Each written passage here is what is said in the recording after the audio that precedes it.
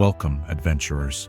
Tonight, beneath the flickering torchlight of our grand hall, we gather to share legendary tales from distant realms, stories of magic, monsters, and mighty heroes, to guide you gently into the realm of dreams.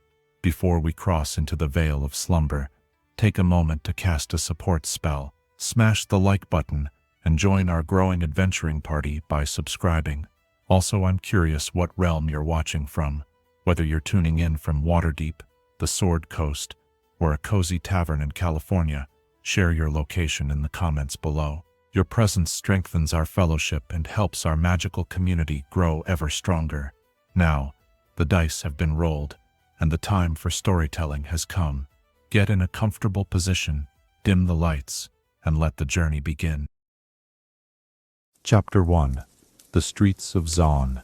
In the depths beneath Piltover's gleaming spires, where the air hangs thick with chemical fog and innovation born of necessity, a different kind of genius was taking shape. Tonight, as we settle into the quiet comfort of contemplation, let us descend into the undercity of Zaun, where a young boy's curiosity would one day reshape the very fabric of time itself. Picture, if you will, the winding streets of the Grey, where buildings lean against each other like old friends sharing secrets in the perpetual twilight. Here, beneath layers of metal grating and forgotten architecture, children learn to be clever before they learn to be kind, and survival often depends on seeing opportunities where others see only obstacles. It was into this world of shadows and ingenuity that Ekko was born, a child destined to view time not as a river flowing in one direction, but as an ocean of possibilities waiting to be explored. From his earliest memories, Ekko possessed an insatiable hunger for understanding how things worked. While other children in the entresols might content themselves with games of chance or petty mischief, young Ekko could often be found hunched over discarded machinery, his small fingers tracing the intricate pathways of broken devices with the reverence of a scholar examining ancient texts. There was something almost mystical in the way he approached these mechanical puzzles, as though he could sense the stories hidden within gears and circuits, the dreams of their creators echoing through corroded metal and frayed wires. His parents, hard-working citizens of Zaun, who had learned to find dignity in whatever honest labor they could secure, watched their son's unusual fascination with a mixture of pride and concern. They recognized his exceptional mind, the way he could visualize complex systems and identify solutions that eluded others far older and more experienced. Yet they also understood the dangers that such gifts might bring in a place where standing out too much could attract the wrong kind of attention from the Kembarans who ruled the Undercity's darker corners. The neighborhood where Ekko spent his formative years was a testament to Zaun's peculiar brand of resilience. Families had carved out small havens of warmth and community within the industrial maze, creating pockets of genuine care amid the harsh realities of undercity life. Children played in the shadow of massive pipes that carried unknown chemicals from the factories above, their laughter echoing off walls stained with years of alchemical runoff. It was a world where beauty had to be created rather than simply appreciated, where every small kindness carried extra weight because it existed despite the circumstances rather than because of them. Ekko's natural intelligence manifested early in his ability to see patterns where others saw chaos. He could predict which routes through the Grey would be safest at different times of day, understanding the rhythms of the various gangs and merchants who controlled different territories. He learned to read the subtle signs that indicated when the air quality was particularly poor, when the chemical fog rolling down from Piltover's workshops would be thick enough to make breathing difficult for the elderly and sick. These skills, born of necessity and sharpened by observation, would later prove invaluable when his abilities expanded beyond the merely mechanical into realms that defied conventional understanding. The Undercity had its own particular soundtrack, a symphony of industrial noise that became as familiar to Ekko as a lullaby. The distant hammering of workshops, the hiss of steam vents releasing pressure, the occasional explosion from some ill-conceived alchemical experiment. These sounds created a rhythm that spoke of constant activity, of a community that never truly slept because sleep was a luxury many could not afford. Yet within this harsh chorus, Ekko learned to distinguish the subtler notes, the whispered conversations of merchants negotiating deals, the coded signals used by runners carrying messages between different levels of the city, the particular groan that metal made just before it was about to fail under stress. As he grew older, Ekko's reputation as someone who could fix the unfixable began to spread through his neighborhood. Families would bring him broken appliances, damaged tools, even toys that had been treasured until they stopped working. There was something almost magical in watching him work. The way his hands seemed to know exactly where to apply pressure, which components needed to be coaxed back into alignment, and which parts had served their purpose and needed to be replaced with creative alternatives, fashioned from scavenged materials. But perhaps more remarkable than his technical skills was Ekko's ability to see potential in the discarded and forgotten. Where others might see only junk cluttering the lower levels of Zaun, he recognized components waiting to be reborn into something entirely new. A broken chronometer became the foundation for a device that could measure air pressure changes. Damaged hex crystals, too fractured to power the grand inventions of Piltover's workshops, could still hold enough energy to illuminate a small workspace or power a simple communication device. The social dynamics of Zaun taught Ekko lessons that no formal education could provide. He learned to navigate the complex web of loyalties and rivalries that defined life in the Undercity, understanding when to offer help and when to remain invisible, when to speak up against injustice, and when discretion truly was the better part of valor. These experiences shaped his character in profound ways, instilling in him a deep sense of responsibility toward those who had less power, less protection, fewer options for changing their circumstances.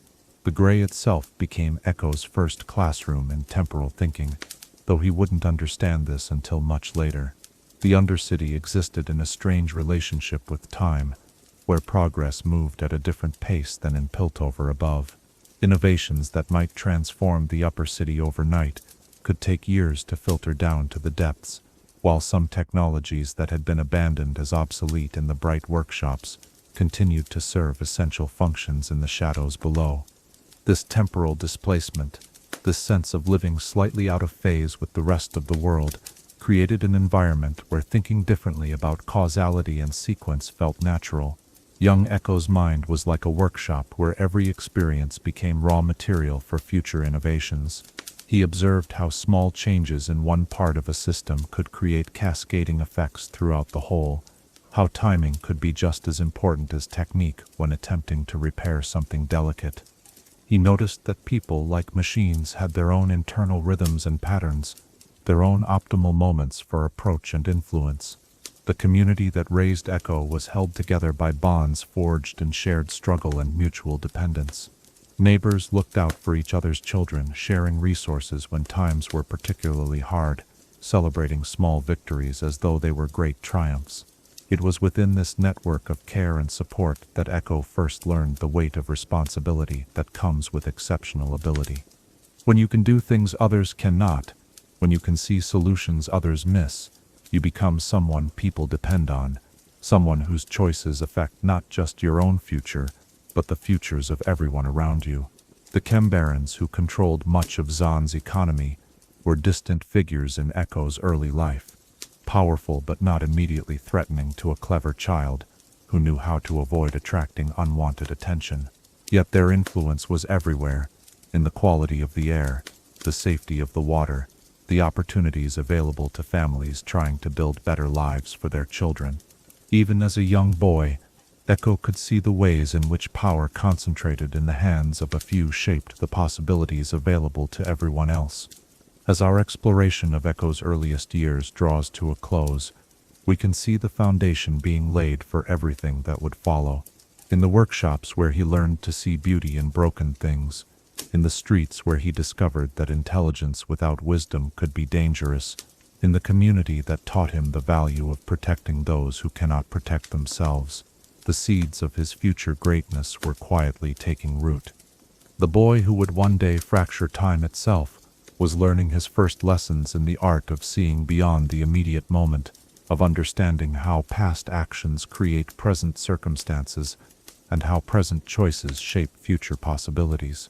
In the depths of Zaun, surrounded by the constant reminder that innovation born of necessity could transform even the most challenging circumstances, Ekko was developing the perspective that would make him unique among the champions of Runeterra.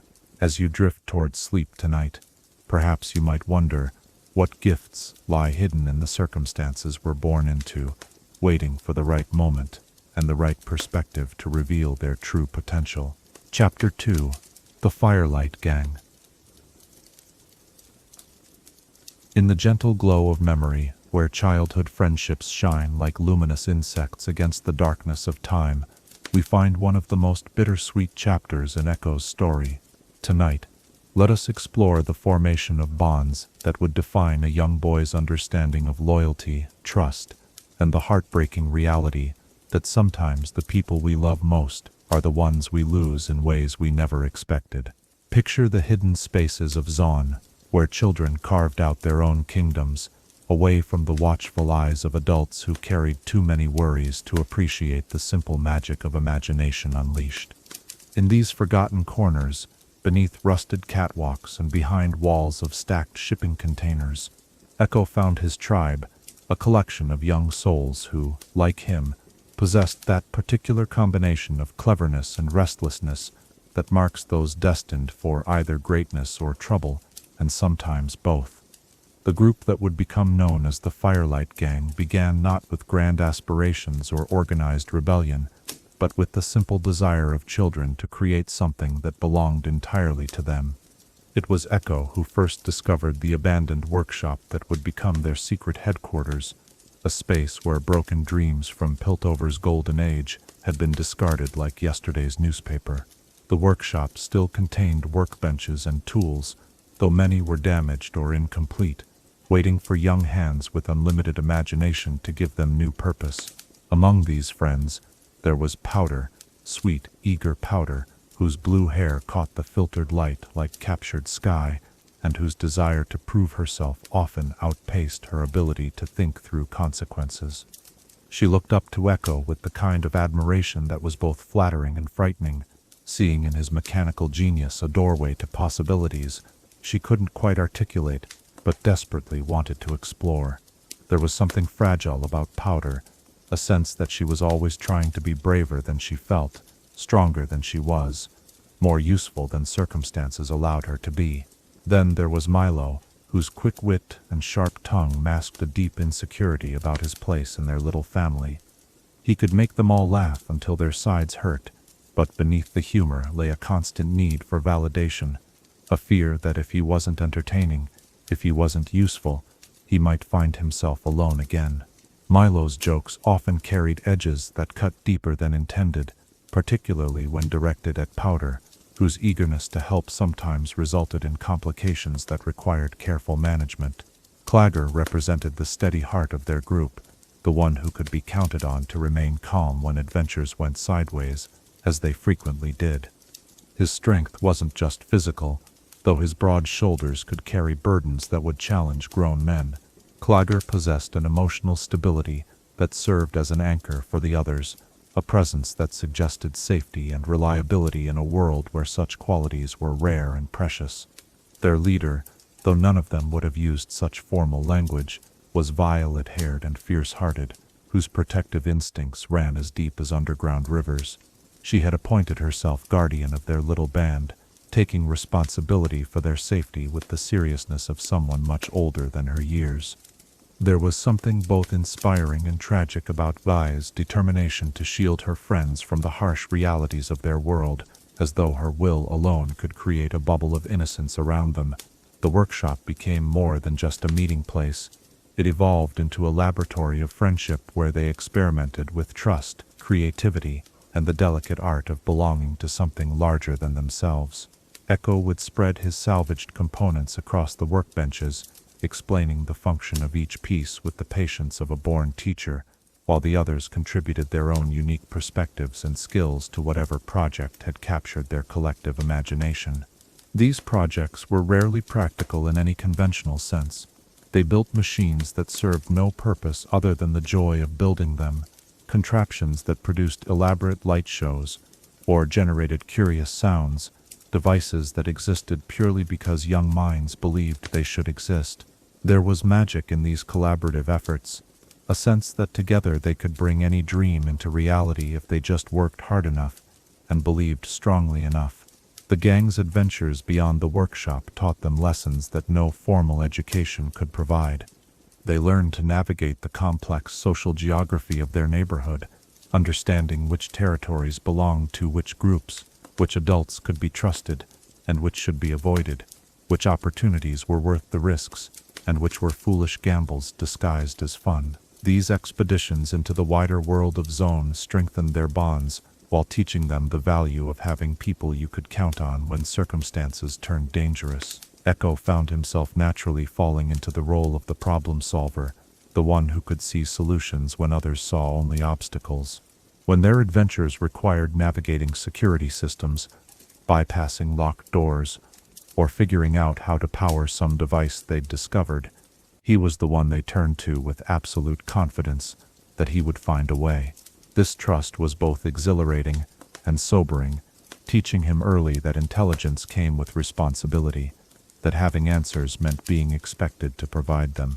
The afternoons they spent together seemed to exist outside normal time, stretching endlessly in the way that only childhood moments can. They would lose themselves in elaborate games that blended reality with fantasy, where the workshop became anything they needed it to be: a fortress under siege, a laboratory for mad scientists, a headquarters for heroes planning to save the world. In these imaginative spaces, they were free to be anyone they chose to be, unburdened by the limitations and expectations that the adult world tried to impose upon them. But perhaps the most precious gift their friendship offered was the simple experience of being understood. Each member of the group carried their own particular wounds, their own fears and insecurities, shaped by circumstances beyond their control. Yet within their little circle, these vulnerabilities became sources of strength rather than weakness. Powder's eagerness was channeled into useful enthusiasm. Milo's need for attention found healthy outlets in their shared adventures. Clagger's steady nature provided stability for the more impulsive members. Vile's protective instincts had worthy objects to defend. The nickname Firelight Gang emerged from one of Ekko's inventions, a device that could capture and manipulate bioluminescent properties of certain insects found in Zaun's deeper levels. The soft, green glow produced by these creatures became their signature, a gentle light that marked their presence without announcing it to those who might not appreciate their activities. There was something poetic about choosing illumination as their symbol. These children who brought brightness to each other's lives in a place where genuine warmth could be difficult to find. Their small rebellions against the established order were born more from curiosity than malice. They would sneak into restricted areas not to cause damage but to explore, to understand, to satisfy their collective hunger for knowledge about how their world actually worked. When they borrowed materials for their projects, it was with the optimistic assumption that surely no one would miss a few spare parts when they were being used for such obviously important purposes as advancing the boundaries of childhood engineering. The adults in their lives viewed the gang with varying degrees of affection and concern. Some recognized the genuine care the children showed for each other and appreciated the way their friendship kept them occupied with relatively harmless mischief. Others worried about the potential for their intelligence and creativity to attract the wrong kind of attention, knowing that children who stood out too much in Zaun sometimes found themselves recruited by forces that would not necessarily have their best interests at heart. As the seasons passed, the workshop became filled with the accumulated artifacts of their shared adventures. Half-finished inventions occupied every available surface, testaments to projects that had captured their imagination for days or weeks before giving way to newer, more exciting possibilities.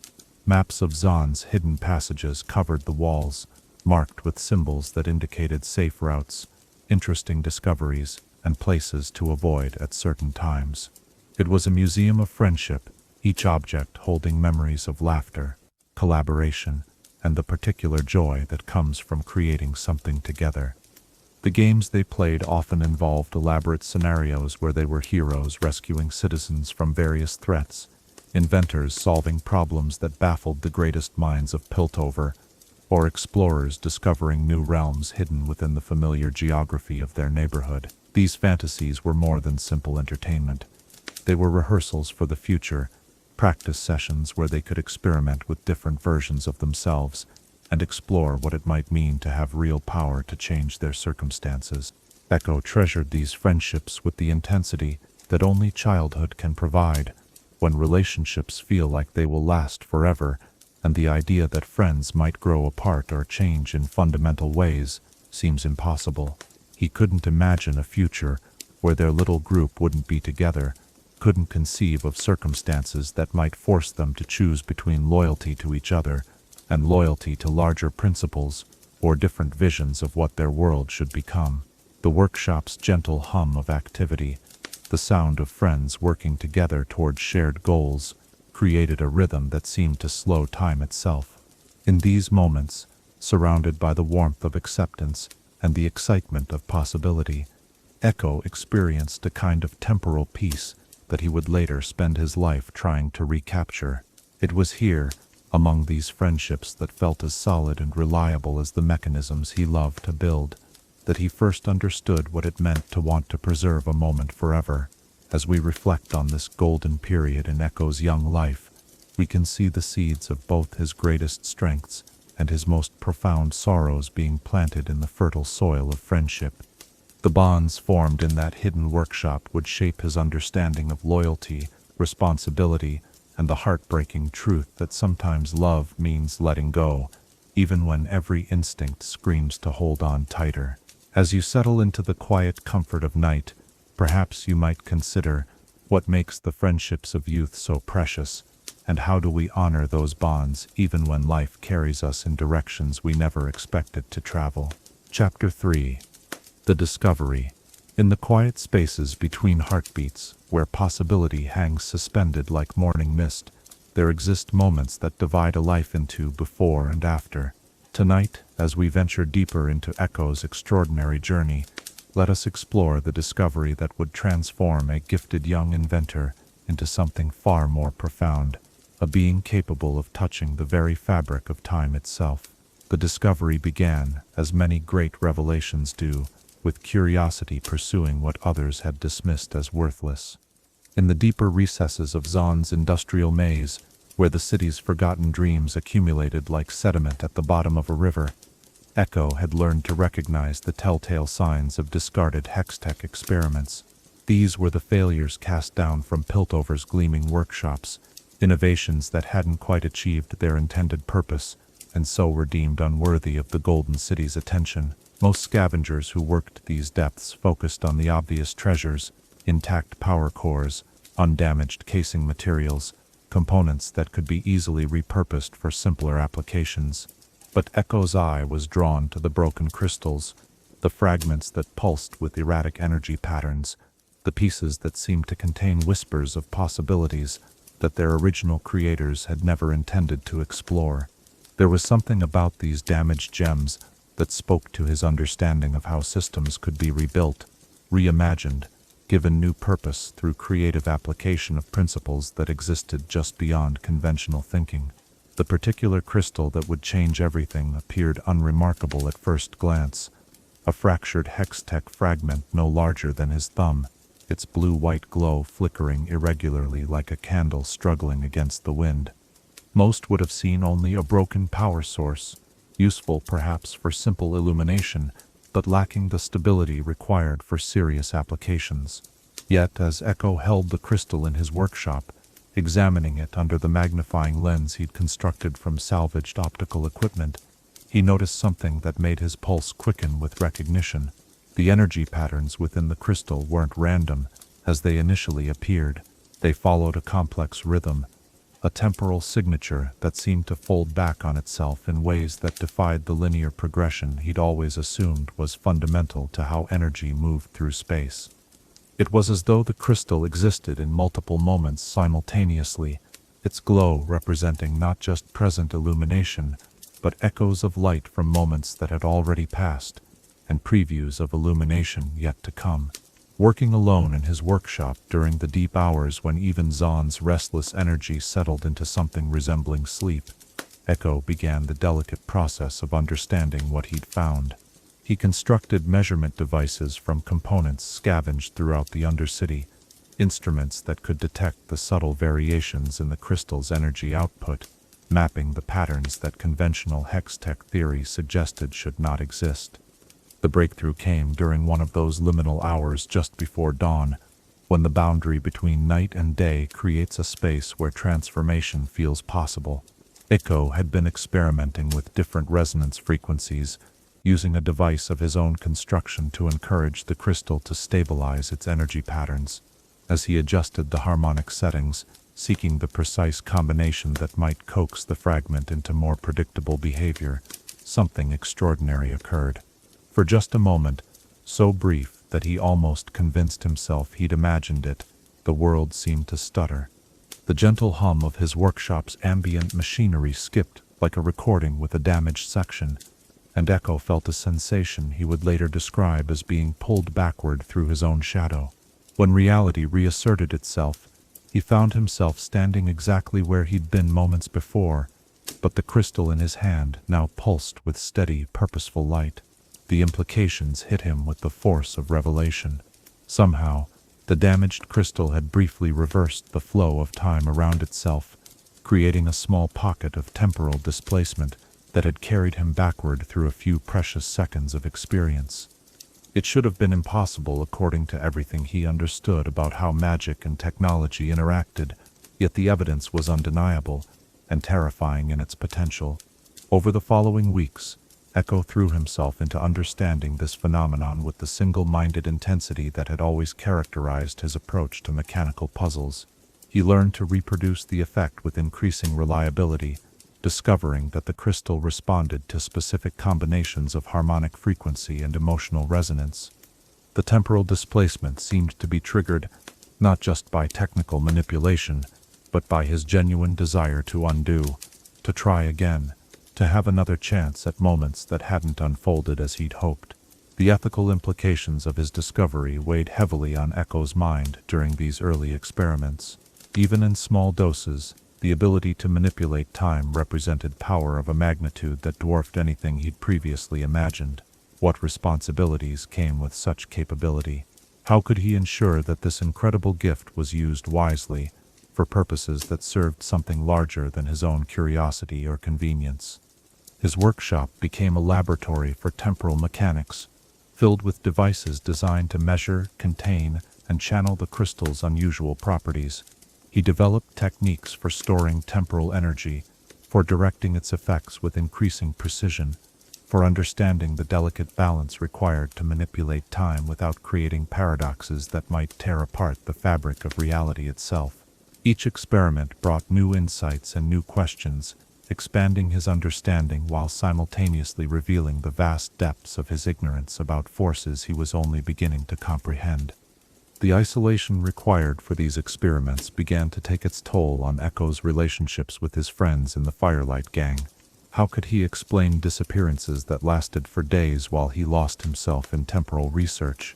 How could he describe discoveries that seemed to violate the basic laws of cause and effect? The growing gulf between his experiences and theirs created a loneliness that even his excitement about the discovery couldn't entirely dispel. Yet there were moments of pure wonder that made every sacrifice worthwhile. When he successfully created his first stable temporal field, a sphere of slowed time that made raindrops fall like honey and allowed him to study the precise mechanics of falling objects, Ekko felt a connection to the fundamental forces that shaped reality. He was no longer just an inventor working with mechanical principles. He had become something approaching a temporal artisan, someone who could sculpt moments the way others might shape clay or metal. The crystal itself seemed to evolve in response to his growing understanding, its energy patterns becoming more complex and responsive as he learned to work with rather than against its unusual properties. It was as though the fragment recognized his genuine respect for the power it contained, rewarding his careful approach with increasing cooperation and stability. This partnership between inventor and artifact became the foundation for everything that would follow, a relationship built on mutual trust and shared purpose. Ekko's notebooks from this period reveal the gradual emergence of a new understanding of time itself.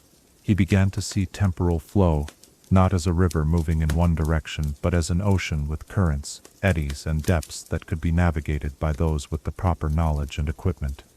His diagrams show increasingly sophisticated models of how past, present, and future interacted, how small changes in temporal pressure could create waves that rippled both forward and backward through the stream of causality. The practical applications of his discoveries began to suggest themselves as his control improved. He could create brief windows of reversed time that allowed him to undo mistakes in his workshop, to study the precise mechanics of how things broke, so he could better understand how to fix them. He could slow his perception of time during moments of danger, giving himself additional seconds to think through problems that normally would require split-second reactions. But perhaps most significantly, Ekko began to understand that his discovery carried implications far beyond personal applications. In a world where so many lived with regret, where decisions made in moments of desperation created consequences that lasted lifetimes, the ability to offer second chances represented a form of healing that transcended conventional medicine or therapy. Yet he also recognized that such power could easily become a crutch, preventing the growth that came from living with the consequences of one's choices. The crystal's energy seemed to respond to intention as much as technique, rewarding use that served others while becoming unstable when directed toward purely selfish ends. This built-in ethical governor taught Ekko important lessons about the relationship between power and responsibility, about how extraordinary abilities created obligations to use them in service of something larger than personal convenience or advancement. As word of strange temporal disturbances began to circulate through Zaun's underground networks, the question was not whether others would learn about his breakthrough, but how he could ensure that when they did, the knowledge would be used wisely, rather than exploited for purposes that might cause harm to the people and places he cared about most. The workshop that had once been a place of simple mechanical tinkering had been transformed into something approaching a temporal laboratory, its walls lined with devices that could measure and manipulate the flow of time itself. Yet despite all the sophisticated equipment and accumulated knowledge, Ekko never forgot that at the heart of his discovery lay a simple truth. The greatest inventions were those that served not just the inventor's curiosity, but the needs of the community that had shaped and supported him. As we conclude this chapter of revelation and transformation, we can see how Ekko's discovery of temporal manipulation would reshape not just his own possibilities, but his understanding of what it meant to bear responsibility for powers that could affect the lives of everyone around him. The boy who had once fixed broken toys for his neighbors had become someone who might one day have the power to fix broken moments, broken choices, perhaps even broken lives. As you drift toward rest tonight, perhaps you might wonder if you could revisit any moment in your past, not to change it but simply to understand it more deeply. Which moment would call to you across the years? Chapter 4. First Rewinds. There exists a particular intoxication that comes with discovering you can unmake your mistakes, a heady rush of possibility that whispers seductive promises about perfection and control. Tonight, as we delve deeper into Ekko's journey through the labyrinth of temporal power, let us explore those first tentative steps into a realm where cause and effect became fluid, where the irreversible nature of time revealed itself to be merely a suggestion rather than an immutable law. The first intentional rewind occurred on a Tuesday morning, when the gray hung particularly thick in the air, and Ekko's workshop felt more like a sanctuary than ever before. He had been working on a delicate mechanism designed to regulate the crystal's energy output, a device that required precision beyond anything he had previously attempted. Hours of careful assembly had brought him to the final moment, the installation of a component so small and intricate that the slightest tremor could render weeks of work useless. As fate would have it, a distant explosion from the industrial district chose that precise moment to send vibrations through the workshop's foundation. Ekko's hand jerked involuntarily, and he watched in helpless horror as the tiny component tumbled from his tweezers, striking the workbench at exactly the wrong angle. The sound it made as it shattered was barely audible, yet it seemed to echo in his mind like the crash of breaking worlds. In that moment of crystalline despair, with the taste of failure sharp on his tongue, and the weight of wasted effort pressing down upon his shoulders, Ekko felt something deep within him reach out toward the temporal crystal. It wasn't conscious thought that drove this reaction, but rather pure emotional need, the desperate desire to undo, to try again, to reclaim those precious seconds before carelessness destroyed his careful work. The world dissolved into silver light and sensation that defied description. It was like falling upward through his own memories, experiencing time as a physical medium through which he could move with deliberate intent. For several heartbeats that felt like hours, Ekko existed in a space between moments, where past and present overlapped like double-exposed photographs. Then reality snapped back into focus, and he found himself once again holding the delicate component, the distant explosion still seconds away from occurring. This time he was ready. His hand remained steady, despite the vibrations, and the component settled into its housing with the satisfying click of perfect precision. As he completed the assembly successfully, Ekko felt a surge of triumph that went far beyond the simple satisfaction of completing a difficult task. He had literally rewritten history, transformed failure into success through the application of power that still seemed too incredible to be real. The euphoria of that first successful rewind was unlike anything Ekko had ever experienced. It was as though he had discovered he could fly, or read minds, or command the elements themselves. The impossible had become possible, and with it came a sense of unlimited potential that was both exhilarating and profoundly unsettling. If he could undo one mistake, what prevented him from undoing all mistakes? If he could perfect one moment, why not perfect every moment? Over the following days, Ekko found himself experimenting with increasingly ambitious applications of his newfound ability.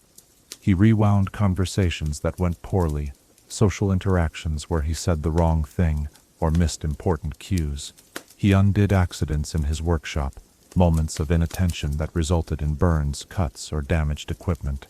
Each successful rewind reinforced the intoxicating sense that he was no longer bound by the linear constraints that governed everyone else's existence. Yet with each use of his power, Ekko began to notice subtle costs that weren't immediately apparent. The rewinding process itself was physically and emotionally exhausting, leaving him drained in ways that weren't entirely physical. More troubling was the growing sense of disconnection from the natural flow of events around him. When you can undo any outcome you dislike, the weight and meaning of choices begins to diminish. Why worry about consequences when consequences can be erased? The most disturbing aspect of his early experiments was the way they affected his relationships with others. When Ekko rewound a conversation with Vei to avoid an argument about his recent absences, he found himself responding to things she hadn't yet said, reacting to emotional currents that from her perspective didn't exist. The intimate knowledge of future events created an artificial asymmetry in their interactions that felt uncomfortably like manipulation, even when his intentions were genuinely caring. His friends in the Firelight gang began to notice changes in his behavior that they couldn't quite articulate. There was something different about the way he moved through conversations, a quality of prepared spontaneity that suggested he knew more about what was coming than natural intuition could explain. Powder, with her particular sensitivity to shifts in group dynamics, was the first to comment on his strange prescience, joking that it was as though he could see the future. The irony of her observation wasn't lost on Ekko. In a very real sense, he could see the future, or at least he could see potential futures, and then choose which ones to allow to unfold. This knowledge brought with it a burden he hadn't anticipated, the weight of responsibility for outcomes that others experienced as natural consequences, but which he knew could be altered at will. One particularly challenging experiment involved rewinding an encounter with members of a rival gang who had been harassing younger children in their neighborhood. The first iteration of the confrontation had gone poorly, with Ekko's attempt at diplomatic resolution escalating into violence that left several people injured. The second attempt, informed by knowledge of how the gang members would react, allowed him to defuse the situation more skillfully, but the third rewind, motivated by a desire to achieve a perfect outcome where everyone's dignity remained intact, revealed the seductive trap of temporal perfectionism. Each successive attempt to improve the encounter brought diminishing returns and increasing complexity. Ekko found himself caught in a cycle of endless revision, never quite satisfied with outcomes that others would have considered successful. The quest for the perfect resolution became more important than the actual resolution, and he began to lose sight of the original purpose of the intervention. It was during one of these obsessive revision cycles that Ekko experienced his first temporal backlash, a violent rejection of his attempt to rewind that left him disoriented and nauseous, with a splitting headache that lasted for hours. The crystal's energy had become unstable, its patterns chaotic and resistant to his usual methods of control. The message was clear: even power over time had its limits, and exceeding those limits carried consequences that couldn't themselves be undone. This painful lesson taught Ekko important principles about the responsible use of temporal manipulation. He began to develop personal guidelines for when rewinding was appropriate and when it represented an abuse of power that ultimately served no one's interests. Small mistakes in his workshop were fair game for correction, but larger events, particularly those involving other people's choices and autonomy, required more careful consideration. The development of these ethical frameworks was complicated by the addictive nature of temporal control. There was something almost narcotic about the ability to craft perfect moments, to live without regret or lasting consequence. Ekko found himself constantly fighting the urge to rewind experiences that were merely unpleasant rather than genuinely harmful, to smooth away the rough edges of life until everything became as polished and artificial as a theatrical performance. His workshop during this period became a strange mixture of laboratory and confessional, a space where he could experiment with the mechanics of time while wrestling with the moral implications of his discoveries. The walls were covered with notes and diagrams that attempted to map not just the technical aspects of temporal manipulation, but the ethical boundaries that should govern its use. Questions written in his own handwriting stared back at him from every surface. When does helping become controlling? Can perfection have meaning without the possibility of failure?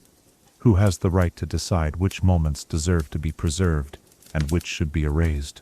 The most profound realization came when Ekko attempted to rewind a moment of genuine connection with his friends, the evening of laughter and shared stories that had ended on a slightly melancholy note when the conversation turned to their uncertain futures. His attempt to extend the joy and avoid the sadness resulted in something hollow and artificial, a manufactured moment that captured the surface appearance of happiness while lacking its essential spirit. This experience taught him that meaning often resided precisely in the imperfections he was trying to eliminate, the bittersweet nature of temporary joy, the poignancy of moments that couldn't last forever, the growth that came from experiencing difficult emotions rather than avoiding them. These were not flaws to be corrected, but essential aspects of what made experiences valuable and transformative. As Ekko's control over his abilities grew more sophisticated, he began to understand that true mastery lay not in the power to rewind everything but in the wisdom to know what should be left unchanged. The most important moments in life were often the ones that couldn't be improved through revision, the experiences that derived their significance from being accepted rather than perfected. The crystal itself seemed to respond to this growing maturity in Ekko's approach. As he became more selective about when and how he used his power, the energy patterns became more stable and responsive. It was as though the artifact recognized his developing wisdom and rewarded his restraint with increased cooperation and reliability. Yet even as he developed these principles and guidelines, Ekko couldn't shake the awareness that he now lived in a fundamentally different relationship with time than everyone around him. He alone among his friends and family existed with the knowledge that moments were malleable, that mistakes weren't necessarily permanent, that the flow of experience could be edited and revised like a written document. This knowledge was both a gift and a burden, providing unprecedented opportunity while creating an isolation that no amount of technical mastery could alleviate. The workshop that had once been a place of simple mechanical joy had become something far more complex. A sanctuary where a young man grappled with powers that challenged his understanding of choice, consequence, and the nature of authentic experience. Each successful rewind brought new insights about the delicate balance between intervention and acceptance, between the desire to help and the need to allow others the dignity of their own mistakes and discoveries.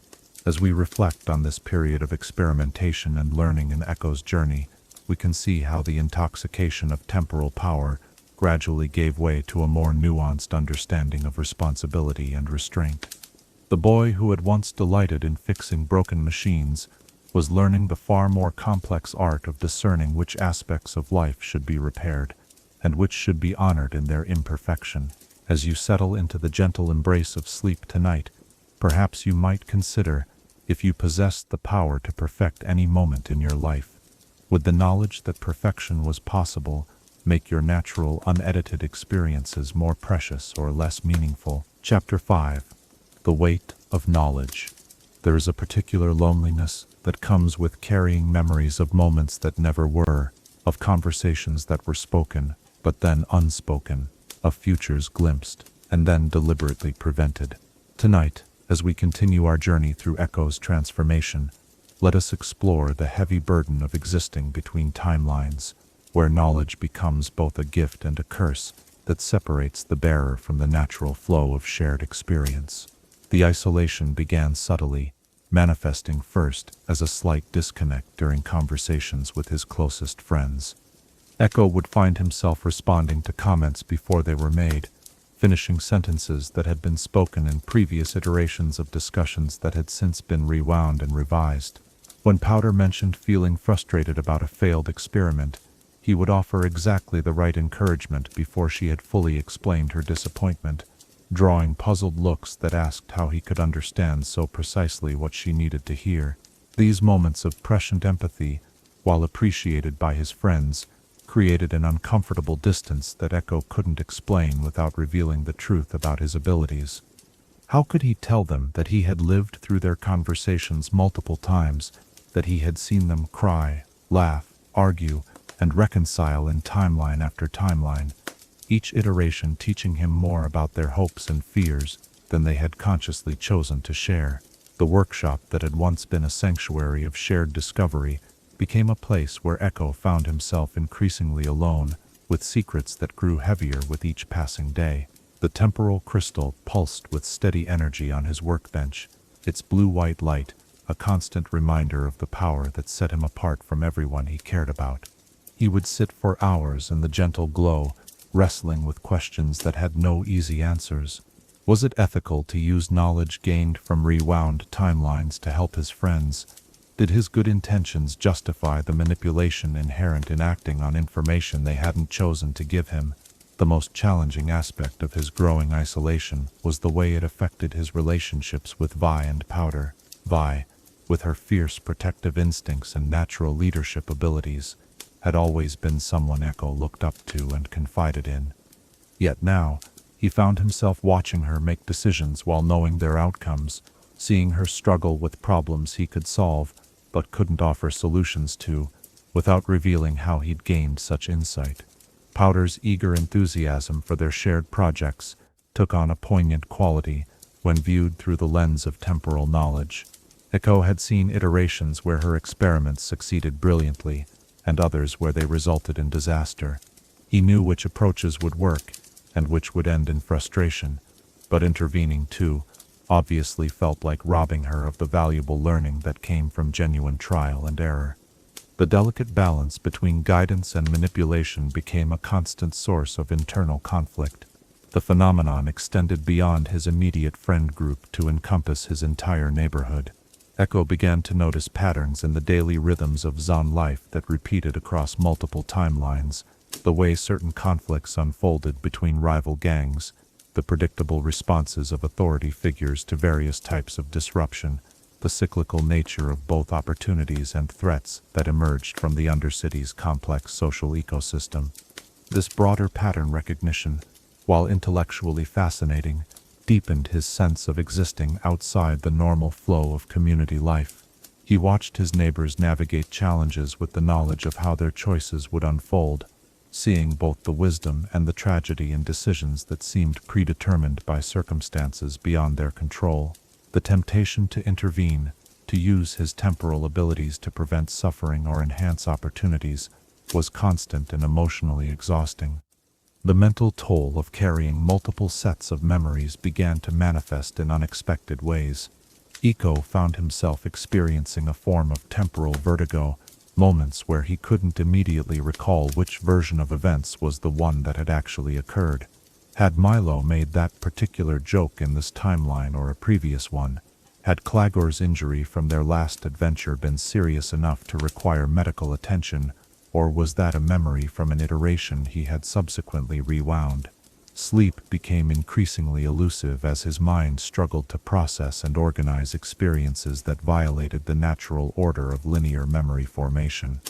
Dreams blended with memories of rewound events, creating a nighttime landscape where past, present, and potential futures merged into surreal narratives that left him more exhausted upon waking than he had been before rest.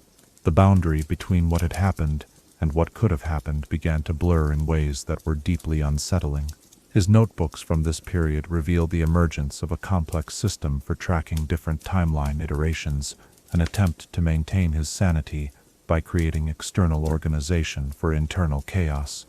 Pages filled with detailed descriptions of events, marked with symbols indicating which timeline they belonged to, whether they had been allowed to stand or rewound and revised. The notebooks became both a practical tool and a confessional, the only place where he could fully acknowledge the weight of experiences that no one else shared. The most heartbreaking aspect of his isolation was the way it affected his ability to be truly present with his friends. Even during moments of genuine joy and connection, part of his consciousness remained aware of the temporal possibilities swirling around each interaction. He found himself calculating probabilities, considering potential interventions, mentally preparing for outcomes that might never materialize. This divided attention created a subtle but persistent barrier between himself and the people he cared about most.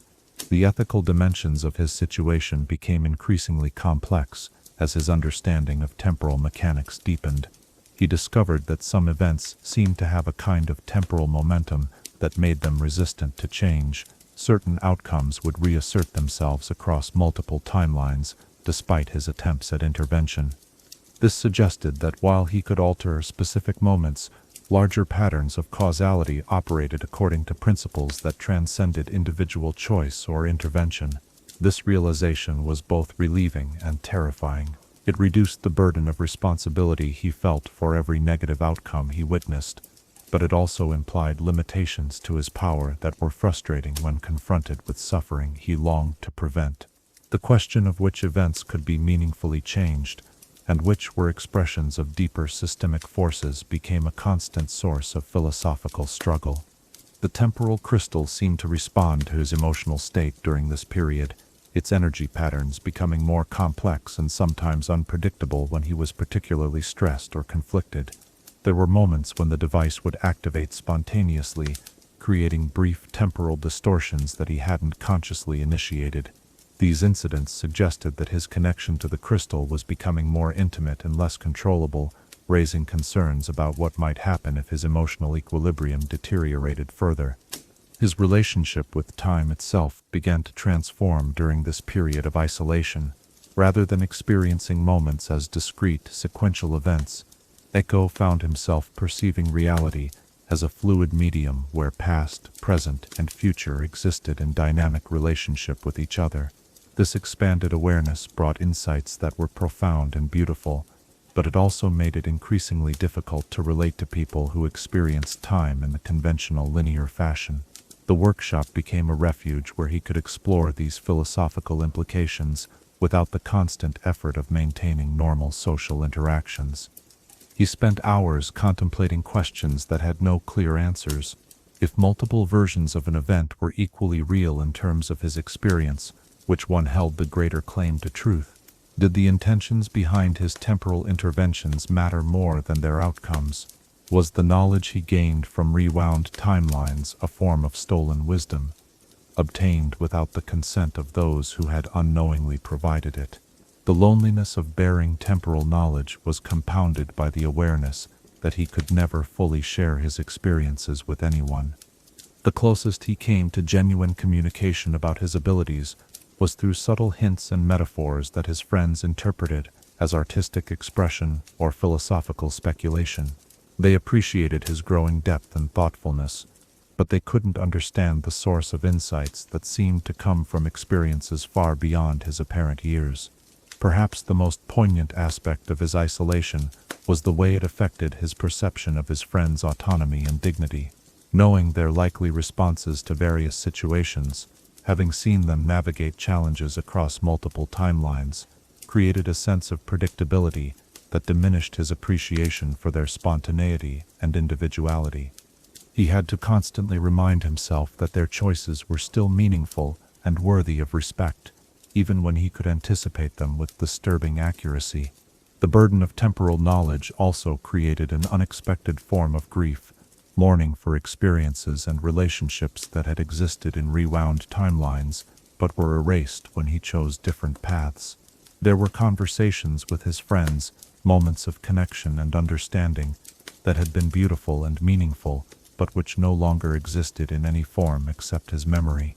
This accumulated loss of good experiences that had been sacrificed for better ones created a melancholy that was difficult to process or share. As winter settled over Zaun, bringing with it the crystalline clarity that came with cold air and shortened days, Ekko found himself spending more time alone in contemplation of his situation. The workshop's warmth provided physical comfort, but the emotional chill of isolation seemed to penetrate deeper than any external cold. He was surrounded by friends who cared about him, yet he existed in a fundamentally different relationship with reality than they did. The temporal crystal's steady pulse became a form of companionship during these long hours of solitude, its consistent energy patterns offering a kind of wordless understanding that human relationships could no longer provide. It was the only aspect of his reality that shared his experience of temporal fluidity, the only thing that existed as he did in the spaces between moments where past and future intersected in ways that defied conventional understanding. As we reflect on this period of deepening isolation in Ekko's journey, we can see how the gift of temporal manipulation came with costs that were both profound and largely invisible to those around him. The weight of knowledge that couldn't be shared, the burden of experiences that couldn't be validated through normal social interaction, the loneliness of existing between timelines. These challenges would shape his character in ways that went far beyond his technical mastery of temporal mechanics. As you prepare for rest tonight, perhaps you might consider, what knowledge do you carry that feels too heavy to share, and how do we find connection with others when our deepest experiences feel fundamentally different from theirs? Chapter 6. Lost Friendships. In the architecture of the heart, some losses cut so deep they reshape the entire foundation of who we become. Tonight, as we venture into one of the most painful chapters of Ekko's story, let us explore how the bonds of childhood, seemingly unbreakable in their innocence and devotion, can fracture under the weight of choices that carry consequences no young heart is prepared to bear. The beginning of the end came not with dramatic confrontation or sudden betrayal, but with the slow erosion of understanding that accompanies growing up in different directions. While Ekko wrestled with the implications of his temporal abilities in the solitude of his workshop, his friends in the Firelight gang were facing their own transformative challenges, making choices that would define not just their individual futures, but the very nature of their relationships with each other. Vi's increasing involvement with resistance activities against the Chem Barons drew her deeper into Zaun's underground political movements, where the idealistic rebellion of youth began to take on harder edges born of necessity and survival. Her protective instincts, which had once been focused on keeping her small group of friends safe from neighborhood dangers, expanded to encompass larger concepts of justice and systemic change. This evolution was admirable in its scope and courage, yet it created a distance between her experiences and those of friends who weren't ready to engage with such weighty responsibilities. Powder's desperate desire to prove herself useful and capable led her down paths that grew increasingly dangerous, her eagerness to contribute often outpacing her judgment about appropriate methods and acceptable risks. The explosives she crafted with such enthusiasm became more sophisticated and destructive, her experiments pushing boundaries that perhaps should have remained uncrossed. There was something both touching and tragic about her determination to be seen as competent and valuable, to move beyond the role of protected younger sister into something approaching equality with the others. Ekko watched these changes unfold across multiple timelines, seeing the potential futures that branched from each decision point like rivers dividing as they flowed toward the sea. He witnessed iterations where interventions on his part kept the group together, where careful guidance and support helped them navigate the challenges of adolescence while maintaining their bonds.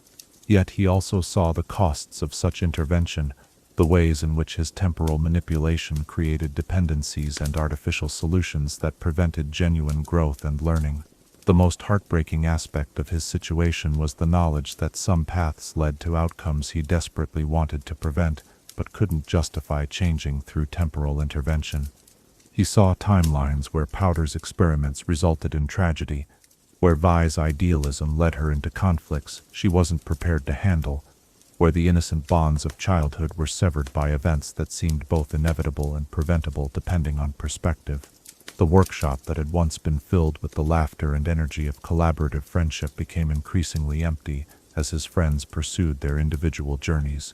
The projects they had worked on together gathered dust, testament to a time when their shared enthusiasm could transform salvaged junk into magical possibilities.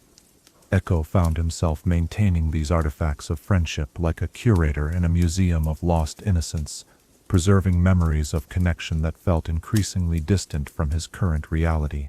The most painful divergence involved his relationship with Powder, whose blue hair and eager smile had once represented the brightest possibilities of their shared future.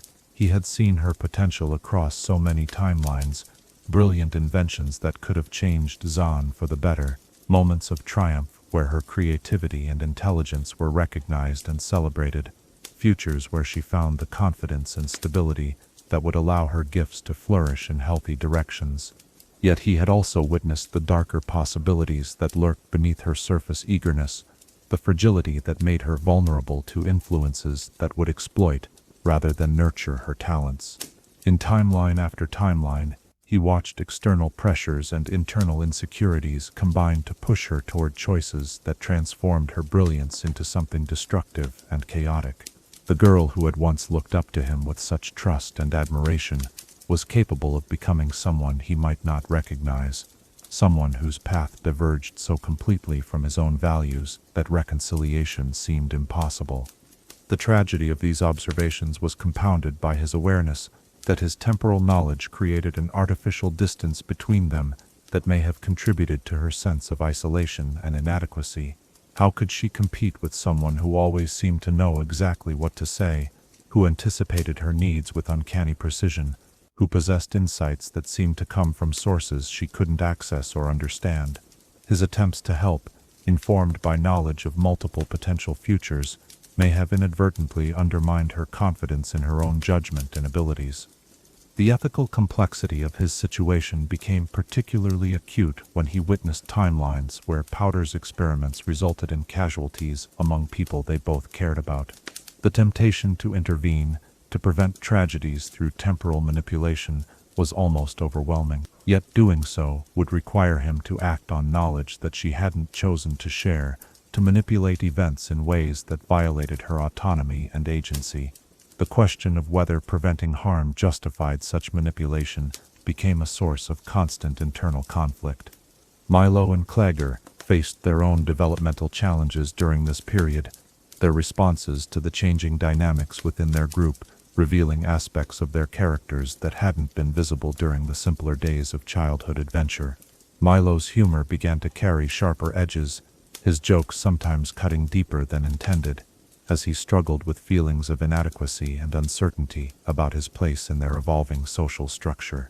Clagger's steady nature was tested by conflicts that required more than just physical strength to resolve, situations where his natural inclination toward peaceful solutions was challenged by circumstances that seemed to demand more aggressive responses. Ekko's temporal abilities allowed him to see how each of his friends was struggling with their own internal battles, their own fears and insecurities that were hidden beneath surface behaviors. This intimate knowledge of their vulnerabilities was both a gift and a curse. It enabled him to offer exactly the right kind of support when they would accept it, but it also created an asymmetry in their relationships that felt increasingly uncomfortable as he became more aware of the ethical implications. The gradual dissolution of their group wasn't marked by dramatic arguments or decisive breaks, but rather by the slow accumulation of missed connections, failed communications, and opportunities for understanding that were lost to the competing demands of their individual journeys. They still cared about each other deeply, still shared memories and bonds that couldn't be easily severed, yet the practical reality of their daily lives drew them in directions that offered fewer and fewer opportunities for meaningful interaction.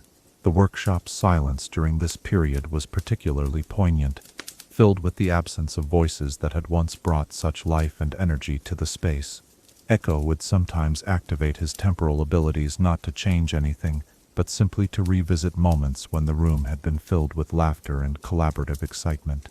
These temporal echoes provided temporary comfort, but also highlighted the gulf between past joy and present isolation.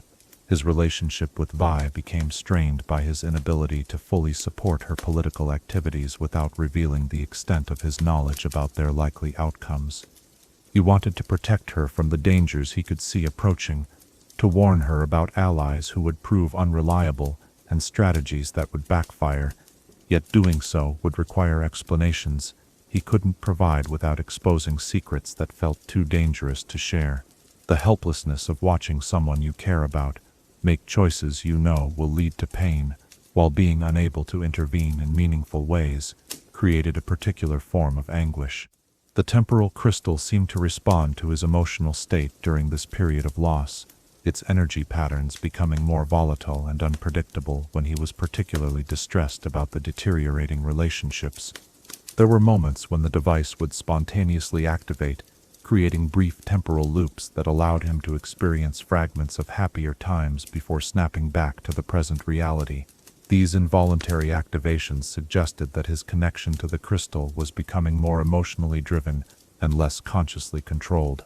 Perhaps the most devastating aspect of watching his friendships dissolve was the awareness that his temporal abilities, which he had initially seen as a gift that might help him protect and support the people he cared about, had instead become a barrier that prevented genuine connection and authentic relationship.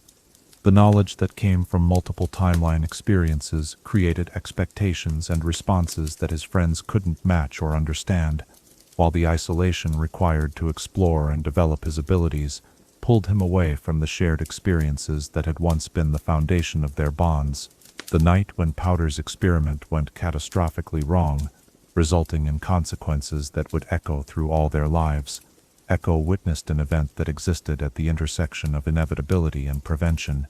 He had seen similar outcomes across multiple timelines, had understood the increasing likelihood of such a disaster, yet he had been unable to find a way to intervene that didn't violate the principles he had developed about respecting others' autonomy and agency. The aftermath of that tragedy marked the definitive end of their childhood friendship group, scattering the surviving members in directions that made reunion seem impossible rather than merely difficult. The workshop that had once been their sanctuary became a monument to lost innocence, filled with the remnants of projects they would never complete together and dreams they would never again share. As Ekko sat alone in the workshop's familiar glow, surrounded by memories of friendship that had once seemed eternal, he began to understand that his journey would now be fundamentally different from what he had originally imagined. The boy who had dreamed of using his abilities to protect and enhance the lives of his friends had learned instead that some forms of love require letting go, that some gifts come with costs that are only visible in retrospect. The temporal crystal pulsed with stead, a light in the darkness, its blue-white glow serving as both reminder and promise. Reminder of the power that had separated him from those he loved most, and promise that perhaps, in time, he might find ways to use that power in service of broader purposes that honored the memory of what had been lost, while building toward possibilities that were yet to be discovered. As we reflect on this chapter of profound loss in Ekko's journey, we can see how the very abilities that promised to give him greater control over outcomes had instead taught him about the limitations of control, the importance of acceptance, and the complex relationship between power and connection that would shape all his future relationships. As you settle into the quiet hours of rest tonight, perhaps you might consider, how do we love people enough to let them make their own choices, even when we can see paths that might lead to better outcomes, and what do we do with the grief that comes from respecting others' autonomy when we possess knowledge that could prevent their pain? Chapter 7. The Firelights Reborn. From the ashes of lost innocence, sometimes phoenix-like purpose emerges, transformed by grief into something both harder and more compassionate than what came before. Tonight, as we continue Ekko's journey through the labyrinth of temporal power and personal responsibility, let us explore how the boy who had lost his first family found the courage to build a new one, forged not in childhood's carefree workshops, but in the crucible of Zaun's deepest struggles. The transformation didn't happen overnight. For months after the dissolution of his original friend group, Ekko wandered through Zaun's winding passages like a ghost haunting his own memories, his temporal abilities providing escape from painful realities, but offering little guidance toward meaningful purpose. The workshop that had once been filled with collaborative joy became a hermitage where he wrestled with questions that seemed to have no satisfying answers. What was the point of power that couldn't preserve the relationships that mattered most? How could someone who could manipulate time itself feel so utterly powerless in the face of human suffering? The answer began to emerge through a series of seemingly random encounters with other young people who, like him, had found themselves displaced by circumstances beyond their control. There was Scar, a Vastayan, whose family had been driven from their ancestral territories by the expanding influence of the Chembarans, his connection to the natural world offering perspectives on harmony and balance that complemented Ekko's technological insights. There was Zeri, whose electrical abilities made her both invaluable and dangerous in a city that ran on precisely the kind of energy she could manipulate, her infectious optimism serving as a counterpoint to Ekko's growing tendency toward melancholy. Each of these individuals carried their own wounds, their own losses that had shaped them into something more complex and resilient than their younger selves might have imagined possible. Yet unlike the random collection of neighborhood kids who had formed his original gang, these new allies shared a common understanding of what it meant to possess abilities that set them apart from normal society, to bear responsibilities that most people their age couldn't comprehend or appreciate. The moment when Ekko recognized the potential for something larger than individual survival came during a crisis that threatened an entire section of the Undercity. A Chembaran's experimental facility had suffered a catastrophic containment failure, releasing toxic fumes that would have rendered several city blocks uninhabitable for decades. The local authorities, such as they were, proved either unwilling or unable to respond effectively, leaving the residents to face evacuation or poisoning with no meaningful alternatives. Ekko's temporal abilities allowed him to see the various ways this crisis could unfold: timelines where thousands died from chemical exposure, futures where entire communities were displaced and scattered, possibilities where the disaster became a catalyst for positive change, if the right interventions occurred at precisely the right moments. For the first time since gaining his powers, he felt a clear sense of purpose that went beyond personal relationships or individual advancement. Working with his new allies, Ekko began to coordinate a response that combined their various abilities in ways that maximized their collective impact. His temporal manipulation allowed them to work with unprecedented efficiency, rewinding failed attempts at containment and evacuation until they discovered approaches that actually succeeded. Scar's connection to the natural world, helped identify safe routes through the toxic environment and locate pockets of clean air where refugees could temporarily shelter. Zeri's electrical abilities proved crucial for powering emergency systems and maintaining communication networks when conventional infrastructure failed. The success of their intervention was measured not in grand gestures or dramatic victories, but in lives saved and suffering prevented. Families were able to evacuate safely because they had advance warning about which routes were becoming impassable. Emergency responders could focus their limited resources more effectively because they received accurate information about where help was most needed. The toxic release was contained before it could spread to neighboring districts because someone with the right abilities was in the right place at the right time. More importantly, the collaboration revealed something that Ekko hadn't fully appreciated during his period of isolation. His temporal abilities were most effective when combined with other forms of power and perspective. The rewinds that had seemed like solitary exercises in his workshop became collaborative tools when used to support group efforts, allowing teams to learn from failures and optimize their approaches in ways that individual preparation could never match. The name Firelights emerged naturally from their shared experiences during this crisis response. The bioluminescent creatures that had given Ekko's original gang their nicknames still inhabited Zaun's depths, their gentle green glow serving as navigation aids through the city's darkest passages. But the new group's relationship with these creatures was different. Where the original gang had used their light as a badge of identity, the reformed Firelights saw them as symbols of hope persisting in hostile environments, life maintaining its essential beauty despite being surrounded by forces that sought to diminish or corrupt it. As word of their effectiveness spread through Zaun's underground networks, the Firelights began receiving requests for assistance with problems that conventional authorities couldn't or wouldn't address. Missing persons cases where the disappeared had been taken by traffickers operating in legal gray areas, disputes between rival gangs that threatened to escalate into neighborhood-wide violence, environmental disasters caused by industrial negligence that required both technical expertise and coordination skills to resolve effectively. Each mission taught Ekko valuable lessons about leadership that his temporal abilities alone could never have provided. He learned to trust his teammates' judgment even when his knowledge of multiple timelines suggested different approaches might be more optimal. He discovered that sometimes the most important intervention was knowing when not to intervene, when to allow others the dignity of solving their own problems with support rather than replacement. He began to understand that true leadership wasn't about having all the answers, but about creating conditions where collective wisdom could emerge and flourish.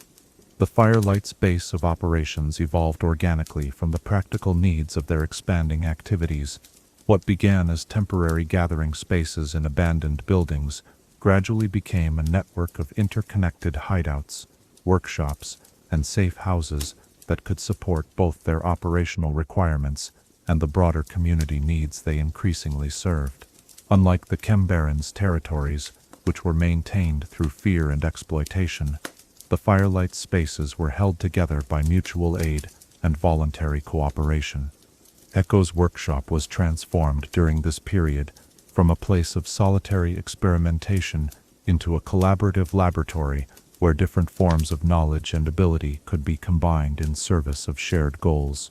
The temporal crystal that had once been his secret treasure became a resource that could support team missions, its energy channeled through devices designed to enhance rather than replace his teammates' natural capabilities. The most challenging aspect of leading the Firelights was learning to balance his temporal knowledge with respect for his teammates' autonomy and decision-making processes. Unlike his previous experiences with friendship, where his abilities had created uncomfortable asymmetries, his role as leader required him to use his knowledge in ways that empowered rather than diminished others. This meant sharing insights about potential outcomes, while being careful not to undermine confidence in collective judgment, offering guidance based on timeline experience, while remaining open to perspectives he might have missed. The group's approach to conflict resolution reflected Ekko's growing understanding of temporal mechanics and human nature. Rather than seeking to eliminate opposition through force or manipulation, They focused on creating conditions where antagonistic parties could find mutually beneficial solutions to their underlying problems. This required patience, creativity, and a willingness to invest time in understanding root causes rather than simply addressing surface symptoms. Their interventions often involved temporal elements that were subtle enough to avoid detection while being significant enough to create meaningful change. Ekko might rewind a negotiation session to help mediators find better approaches to presenting compromise options. He could slow time during crisis situations to give emergency responders additional moments for critical decision-making. These applications of temporal power were less dramatic than his earlier experiments, but proved far more effective at creating lasting positive impact. The Firelights' reputation grew gradually through word-of-mouth networks that valued discretion over publicity.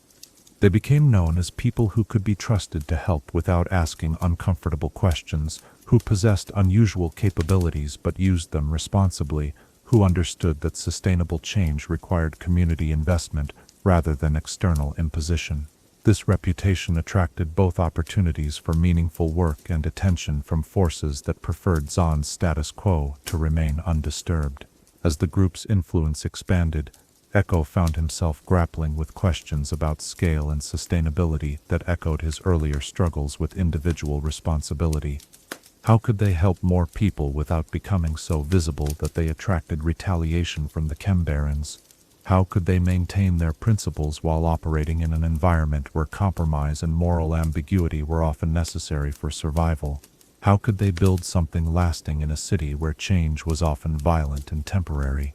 The answers to these questions emerged through practice rather than theory, through trial and error, guided by shared values and mutual accountability. The Firelights developed operating principles that balanced idealism with pragmatism, hope with realistic assessment of obstacles and limitations. They learned to measure success not in terms of problems eliminated, but in terms of capacity built, relationships strengthened, and opportunities created for others to solve their own challenges. The transformation of Ekko's role from isolated individual to community leader was marked by a fundamental shift in how he understood his temporal abilities. Where once he had seen them primarily as tools for personal advantage or protection of immediate relationships, he now recognized their potential as instruments of collective empowerment and social change. The power to see multiple timelines became valuable, not for its ability to guarantee optimal outcomes, but for its capacity to reveal possibilities that others might miss and identify interventions that could create space for those possibilities to manifest. The workshop that had once been a sanctuary of solitary experimentation became a gathering place where young people could develop their own capabilities while contributing to efforts larger than individual advancement. The green glow of the Firelight creatures, which had once marked the territory of a childhood gang, now served as a symbol of hope, maintained in the face of overwhelming challenges, beauty preserved despite hostile circumstances, light that refused to be extinguished regardless of the darkness that surrounded it.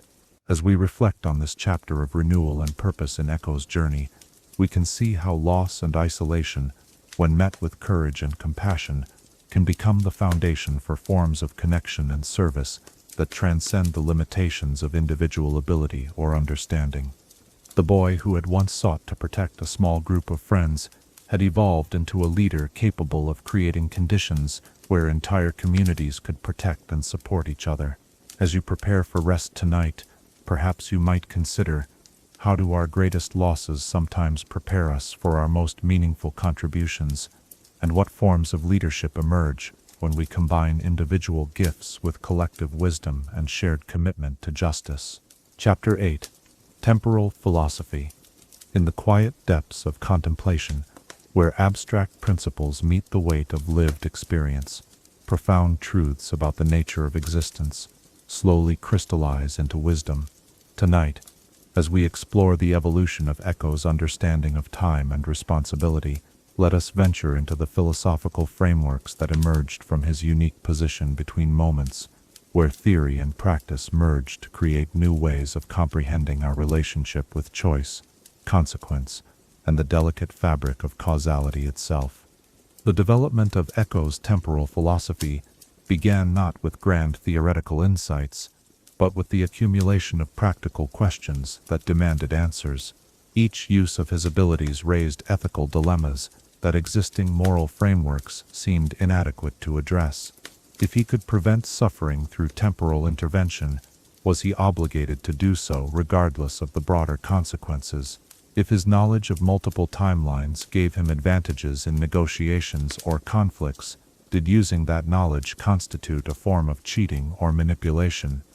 How could he balance respect for others' autonomy with his responsibility to prevent harm when he possessed the power to do so? These questions led him to develop what he privately called the doctrine of temporal restraint, a set of principles that governed when and how he would use his abilities. The first principle was that of minimal intervention. Temporal manipulation should be used sparingly, and only when the stakes justified the disruption to natural causality. Small conveniences, personal advantages, or minor embarrassments were never sufficient justification for rewinding events. The power over time was too significant to be squandered on trivial concerns. The second principle was that of consensual knowledge. Information gained from rewound timelines should only be acted upon when doing so served the interests of others rather than himself, and even then, only when such action could be taken without violating the autonomy or dignity of those involved. This meant that he couldn't use temporal knowledge to manipulate people into making decisions they wouldn't naturally make, even if those decisions would benefit them in the long run. Perhaps the most challenging principle was that of accepted consequences. Some events, even tragic ones, needed to be allowed to unfold without intervention, if they represented the natural result of choices made by autonomous individuals. This principle forced Ekko to confront the limits of his responsibility and accept that preventing all suffering wasn't necessarily his role, even when he possessed the power to do so. The philosophical framework that emerged from these principles was deeply influenced by his observations of how time actually behaved when subjected to manipulation. Unlike the linear progression that most people experienced, time revealed itself to Ekko as a complex medium with currents, eddies, and depths that responded to intervention in ways that were often unpredictable. Some events seemed to have what he termed temporal momentum. They would reassert themselves across multiple timeline iterations, suggesting that they were expressions of deeper patterns of causality that transcended individual choice or circumstance. This observation led to the development of his theory of causal resonance, the idea that certain outcomes were so deeply embedded in the structure of reality that preventing them required interventions that would create more disruption than they prevented. Understanding which events had this quality, and which were genuinely malleable, became a crucial skill that required not just technical mastery of temporal mechanics, but intuitive sensitivity to the flow of causality itself. The practical applications of these philosophical insights shaped every aspect of how the Firelights operated. Rather than using temporal abilities to guarantee success in their missions, Ekko learned to use them primarily for learning and preparation. He would explore potential approaches to problems across multiple timelines, gathering information about likely obstacles and effective strategies, then reset to the original timeline and pursue the mission with conventional methods informed by temporal intelligence. This approach proved far more sustainable than direct temporal intervention, creating less strain on both the crystal's energy systems and Ekko's own psychological well-being. It also preserved the authentic agency of his teammates and the people they sought to help, allowing everyone involved to experience genuine achievement and growth, rather than artificially manufactured success. The question of whether knowledge gained from temporal exploration constituted a form of cheating became a source of ongoing philosophical reflection. Ekko ultimately concluded that the ethical status of such knowledge depended on how it was used rather than how it was obtained. If temporal intelligence was used to help others achieve their own goals more effectively, it was morally justifiable. If it was used to gain unfair advantages or manipulate outcomes for personal benefit, it violated the principles of respect and reciprocity that formed the foundation of ethical behavior. This distinction led to the development of sophisticated guidelines for sharing temporal insights with his teammates. Information about potential dangers or opportunities could be communicated as intuitions or strategic assessments without revealing their temporal origins. Advice about effective approaches could be offered as suggestions based on experience rather than knowledge of multiple timeline iterations. The goal was to provide useful guidance while preserving the authentic decision-making processes of others. The most profound philosophical challenge Ekko faced involved the question of whether free will could exist in a universe where time was malleable. If events could be undone and redone until desired outcomes were achieved, did individual choices have any real meaning? Were the decisions his friends and allies made genuinely their own, or were they simply the most recent iteration in a series of temporal experiments conducted by someone with power they didn't know existed? This question led him to explore concepts of authenticity and determinism that went far beyond anything his formal education in Zaun had prepared him to consider. He began to understand that the value of choice lay not in its permanence, but in its genuine expression of character, values, and intention.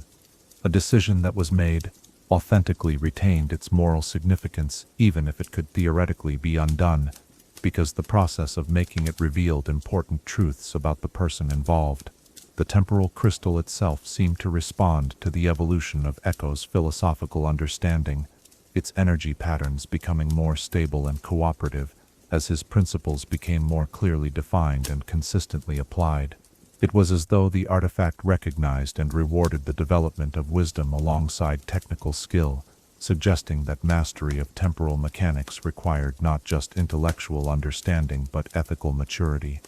The concept of temporal ecology emerged from Ekko's growing awareness that time, like any complex system, could be damaged by excessive or inappropriate intervention.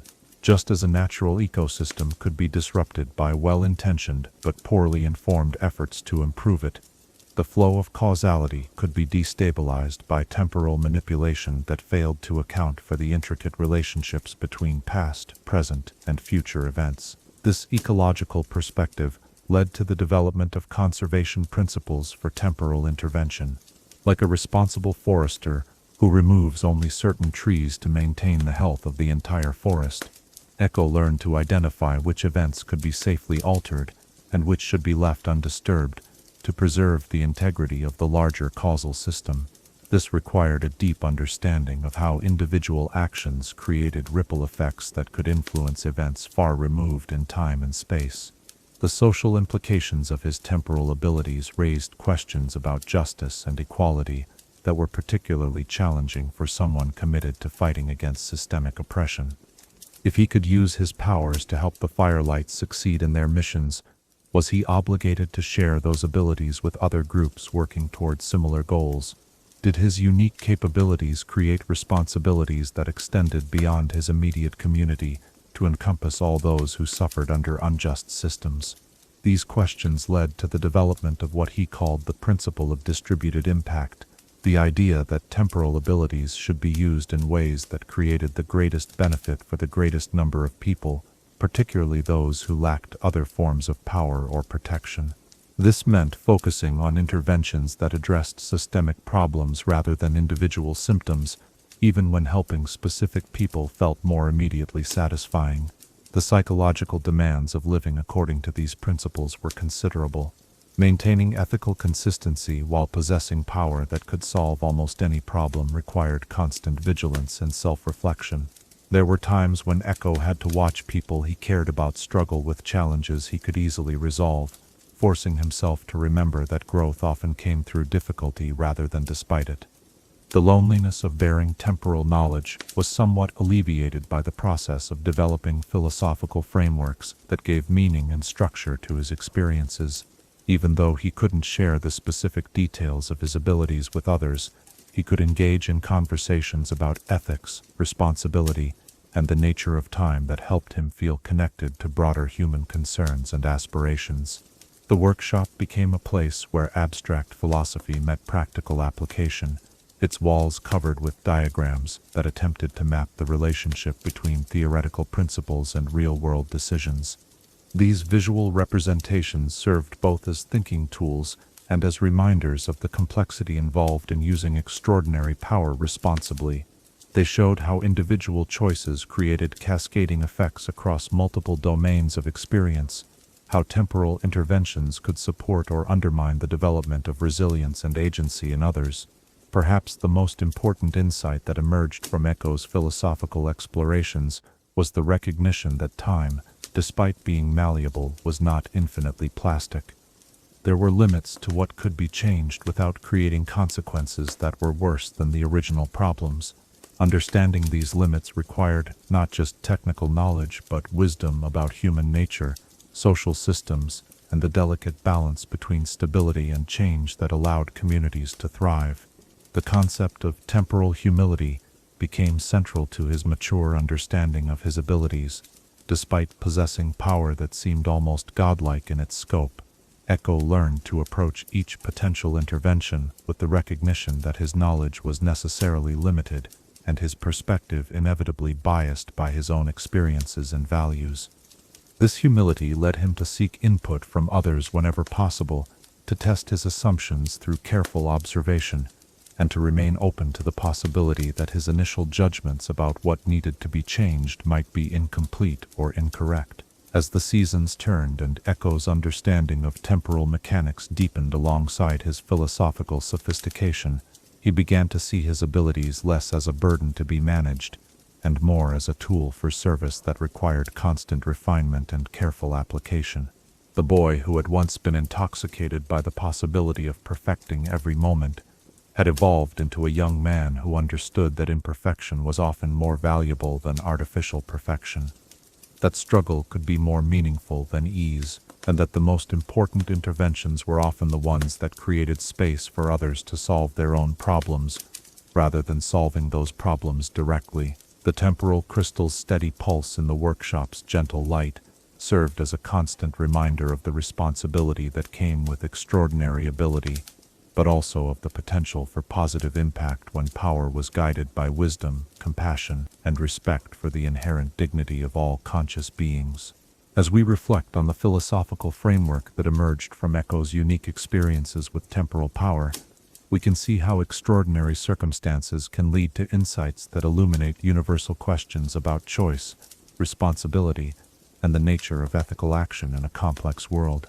As you settle into the quiet contemplation that precedes sleep tonight, perhaps you might consider what principles guide your own decisions when you possess knowledge or capabilities that others lack, and how do we balance the desire to help with respect for others' autonomy and the natural processes of growth that come through facing challenges authentically.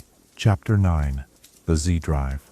In the marriage of inspiration and engineering, where arcane forces submit to the discipline of precise mechanical design, legends are born from the patient accumulation of countless small innovations. Tonight, as we explore the creation of Ekko's most remarkable achievement, let us witness how a young inventor's growing mastery of temporal mechanics culminated in a device that would transform not just his own capabilities, but his understanding of the relationship between technology, magic, and human will. The idea for what would become the Z-Drive emerged from months of frustration with the limitations of his existing temporal manipulation methods. While the fractured Hextech crystal had provided him with access to time's malleable nature, controlling that access remained challenging and unpredictable. The energy required for temporal interventions varied dramatically depending on factors he couldn't fully understand or anticipate. The strain on his body and mind from direct exposure to temporal forces was becoming increasingly problematic, as his responsibilities to the Firelights demanded more frequent and sophisticated applications of his abilities. The workshop during this period of intensive development resembled something between a laboratory and an artist's studio, its surfaces covered with prototypes, failed experiments, and theoretical diagrams that attempted to map the intersection of mechanical engineering and temporal physics. Ekko had learned through painful experience that conventional approaches to magic technology integration were inadequate for the unique challenges posed by temporal manipulation. Time didn't behave like other forms of energy. It couldn't be simply channeled or stored using traditional methods, but required entirely new approaches to containment, direction, and control. The breakthrough came during one of those liminal hours between deep night and early morning, when the boundary between conscious thought and dreaming creates space for insights that daylight logic might reject as impossible. Ekko had been examining the temporal crystal under magnification, studying the way its internal structure seemed to fold back on itself in patterns that defied three-dimensional geometry. The realization struck him with the force of revelation. He had been thinking about temporal manipulation in terms of linear cause and effect, when the crystal's behavior suggested that time itself operated according to principles that were fundamentally circular or recursive. This insight led to the development of what he privately called recursive engineering, design principles that allowed mechanical systems to interact with their own past states in controlled ways. Rather than trying to impose linear mechanical logic on temporal forces, he began designing devices that could embrace and channel the recursive nature of time itself. The result was technology that seemed to exist in constant dialogue with its own history, components that were simultaneously cause and effect in ways that conventional engineering theory suggested should be impossible. The Z-Drive's central innovation was its use of what Ekko termed temporal feedback loops, carefully calibrated systems that allowed the device to learn from its own future applications and optimize its performance based on knowledge that hadn't yet been acquired through normal experience. This required precision engineering of a kind that pushed his mechanical skills to their absolute limits, creating clockwork mechanisms so intricate that their tolerances were measured in fractions that most craftsmen couldn't even perceive, let alone achieve. The process of constructing these mechanisms was itself an exercise in temporal philosophy. Each component had to be crafted with awareness that its function would be partially determined by events that hadn't yet occurred. Gears needed to mesh perfectly, not just with their immediate neighbors, but with versions of themselves from slightly different temporal positions. Springs had to store energy in ways that accounted for the recursive effects of their own tension being applied across multiple timeline iterations. The materials required for such precise work came from throughout Zaun's industrial ecosystem, carefully selected not just for their mechanical properties, but for their compatibility with temporal forces. Metals that had been aged in specific ways, crystals that had been exposed to particular forms of radiation, components that had been salvaged from devices with their own complex histories. Each material brought its own temporal signature to the construction process, requiring Ekko to develop unprecedented sensitivity to the subtle ways that matter itself recorded and responded to the passage of time. The Hextech crystal that served as the drive's power source required modification that went far beyond simple installation. Ekko discovered that the crystal's fractures weren't random damage, but formed patterns that reflected its exposure to temporal forces. By carefully mapping these patterns and understanding their relationship to the crystal's energy output, he learned to channel its power with far greater precision and efficiency than his earlier crude methods had allowed. The housing that contained this modified crystal was itself a marvel of mechanical engineering, designed to amplify and focus temporal energies while protecting the user from the more dangerous aspects of direct exposure. The device's distinctive appearance, sleek curves that seemed to flow like frozen time, surfaces that caught and reflected light in ways that suggested depth beyond their physical dimensions, was the natural result of function determining form, each aesthetic element serving specific purposes in the containment and direction of temporal forces. Perhaps the most challenging aspect of the Z-Drive's development was creating interfaces that would allow conscious control over unconscious temporal responses. Ekko had learned that his most effective temporal manipulations occurred when they were driven by genuine emotional need, rather than calculated intellectual decision-making. The device needed to respond to intention and urgency, while remaining stable enough to avoid activation by casual thoughts or minor emotional fluctuations.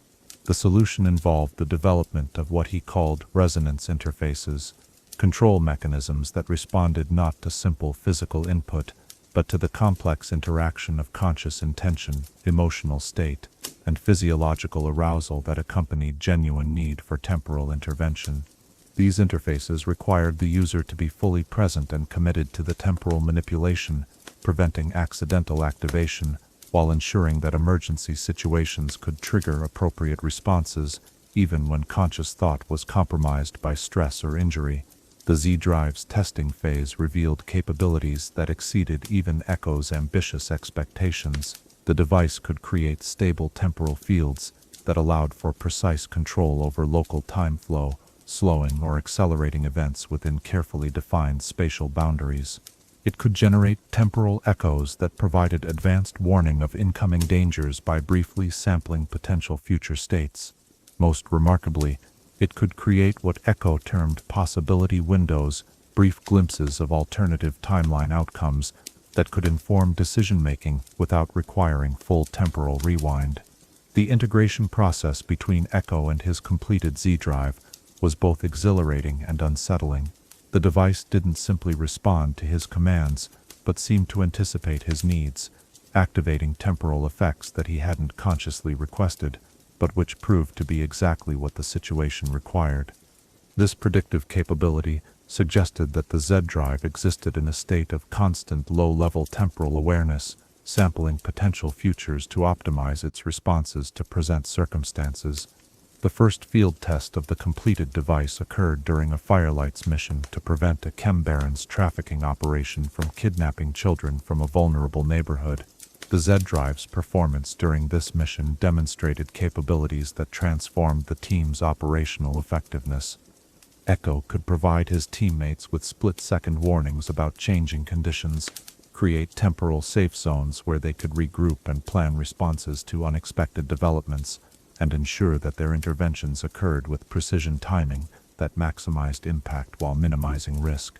Yet perhaps more important than the device's tactical capabilities was the way it changed Ekko's relationship with his temporal abilities. Where once he had experienced temporal manipulation as a drain on his personal energy and focus, the Z-Drive allowed him to channel temporal forces with minimal strain on his own biological systems. This freed him to use his abilities more frequently and for longer durations, dramatically expanding the scope of problems he could address through temporal intervention. The device also provided a buffer between Ekko and the raw experience of temporal manipulation, reducing the psychological strain that had previously made extended use of his abilities emotionally and mentally exhausting. The Z-Drive filtered and organized temporal information in ways that made it easier to process and act upon, protecting him from the disorientation and confusion that had once accompanied exposure to multiple timeline experiences. The workshop's transformation during the Z-Drive's development period reflected the evolution of Ekko's approach to invention and innovation. What had once been a space for individual experimentation became a laboratory where theoretical insights were systematically tested and refined through practical application. The walls were covered with technical drawings that showed not just mechanical specifications, but temporal flow diagrams, charts that mapped the relationship between emotional states and device responsiveness, and philosophical frameworks that governed when and how the device should be used. The Z-Drive's completion marked a turning point in Ekko's understanding of his role as both inventor and temporal manipulator. The device represented the successful synthesis of his mechanical genius with his philosophical insights about responsible power use, creating technology that amplified his capabilities while embodying the ethical principles he had developed through years of careful thought and painful experience. The visual design of the completed Z-Drive reflected this synthesis of function and philosophy. Its sleek surfaces suggested both technological sophistication and organic flow, mechanical precision balanced with awareness of natural rhythms. The way light played across its surfaces created patterns that seemed to shift and change depending on viewing angle and temporal state, serving as a constant reminder of the device's unique relationship with time itself. The energy signature produced by the Z-Drive during operation was unlike anything else in Zaun's complex electromagnetic environment. The device generated fields that seemed to exist slightly out of phase with normal space-time, creating effects that were visible to those with sensitivity to magical forces, but which remained largely invisible to conventional detection methods. This stealth capability was crucial for the Firelights' continued operations, allowing them to use temporal advantages without attracting the attention of forces that might seek to capture or co-opt such powerful technology. As word of the Z-Drive's capabilities began to circulate through Zaun's underground networks, Ekko found himself facing questions about whether such powerful technology should be shared with other resistance groups or kept exclusively for the Firelights' use. The decision ultimately came down to his assessment of whether widespread access to temporal manipulation would create more benefit than risk, and whether other potential users possessed the philosophical framework necessary to employ such power responsibly. The workshop's gentle hum during this period included the subtle harmonic frequencies generated by the Z-Drive during its passive monitoring modes, creating an atmosphere that seemed to exist slightly outside normal time. These acoustic effects served as a constant reminder of the device's presence and capabilities, while also creating an environment that was conducive to the kind of contemplative thinking that temporal manipulation required. The Z-Drive represented more than just technological achievement.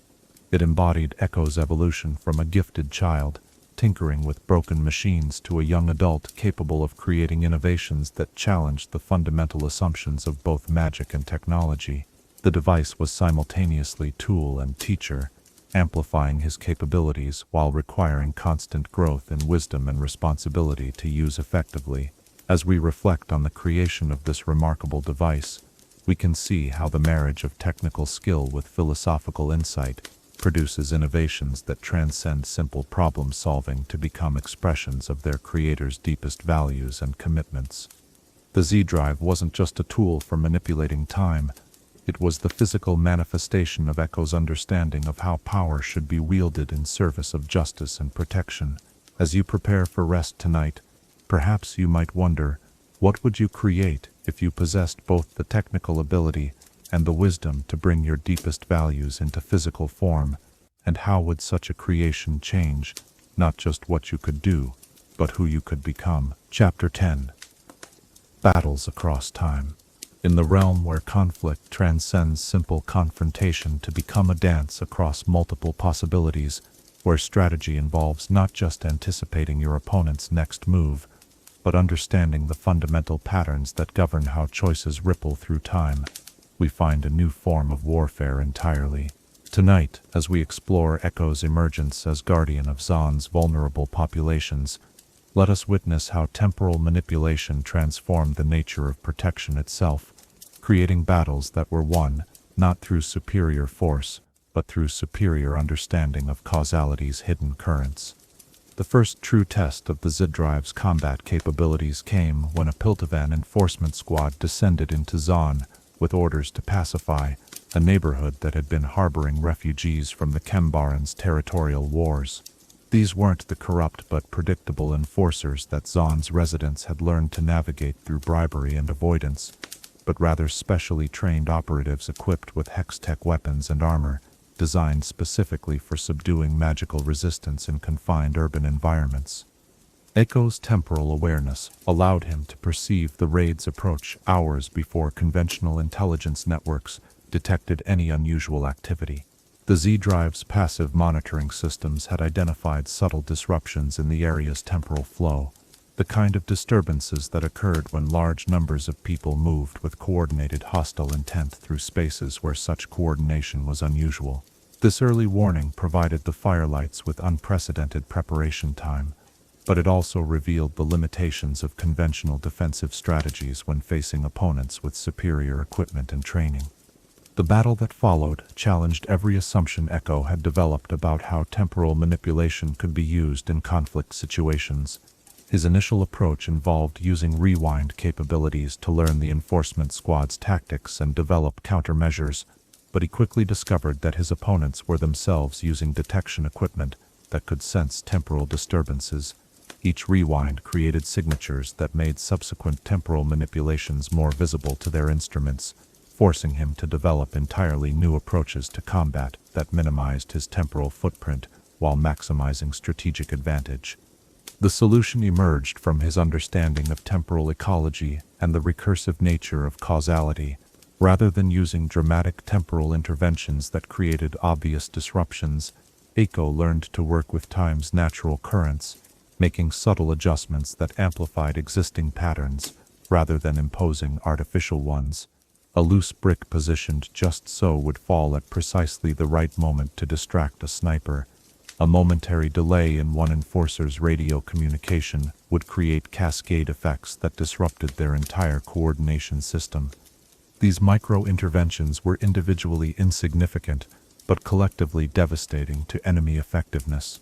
The Z-Drive's unique capabilities proved essential for this new form of temporal warfare. The device could create what Ekko termed probability shadows, areas where multiple potential outcomes existed simultaneously until observation collapsed them into specific realities. By positioning these shadows strategically throughout the battlefield, he could ensure that his opponents faced maximum uncertainty about the consequences of their actions, while his allies operated with clear understanding of optimal tactical choices. Perhaps most remarkably, the Z-Drive allowed Ekko to engage in what he privately called retroactive coordination with his teammates.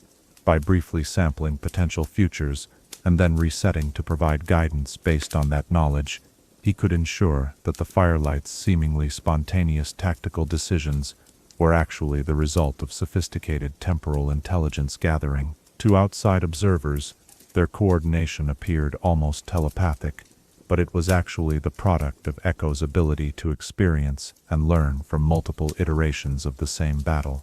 The enforcement squad's eventual retreat marked not just a tactical victory, but a paradigm shift in how conflicts could be approached when one side possessed temporal awareness. The Piltovans had been defeated not through superior firepower or numbers, but through superior understanding of how events unfold across time. Their own technological advantages had been neutralized by temporal strategies that they couldn't perceive, let alone counter. This success attracted attention from both allies and enemies throughout Zaun's complex political landscape. Other resistance groups began requesting Firelight assistance with their own conflicts, while Chembarons and their enforcers developed new technologies and tactics specifically designed to counter temporal manipulation. Ekko found himself at the center of an arms race between conventional power and temporal innovation, where each new capability he developed prompted corresponding countermeasures from opponents who were learning to adapt to the reality of time-based warfare. The most challenging opponents proved to be those who possessed their own connections to magical forces that existed outside normal temporal flow. A confrontation with agents of the Black Rose revealed that some forms of magic were inherently resistant to temporal manipulation, creating pockets of causal stability that his abilities couldn't penetrate or alter. These encounters forced him to develop hybrid strategies that combined temporal tactics with conventional combat techniques, creating fighting styles that were effective against opponents regardless of their relationship to time.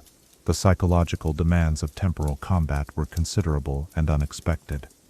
Unlike conventional conflicts where opponents faced each other in shared reality, temporal warfare created situations where Ekko experienced multiple iterations of the same battle, while his opponents remained unaware that previous versions had occurred.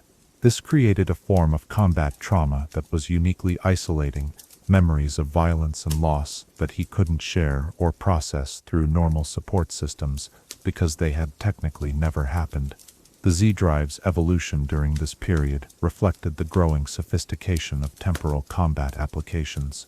The device developed new capabilities that seemed to emerge from its own interaction with battlefield conditions, learning to anticipate tactical needs and adapt its responses accordingly.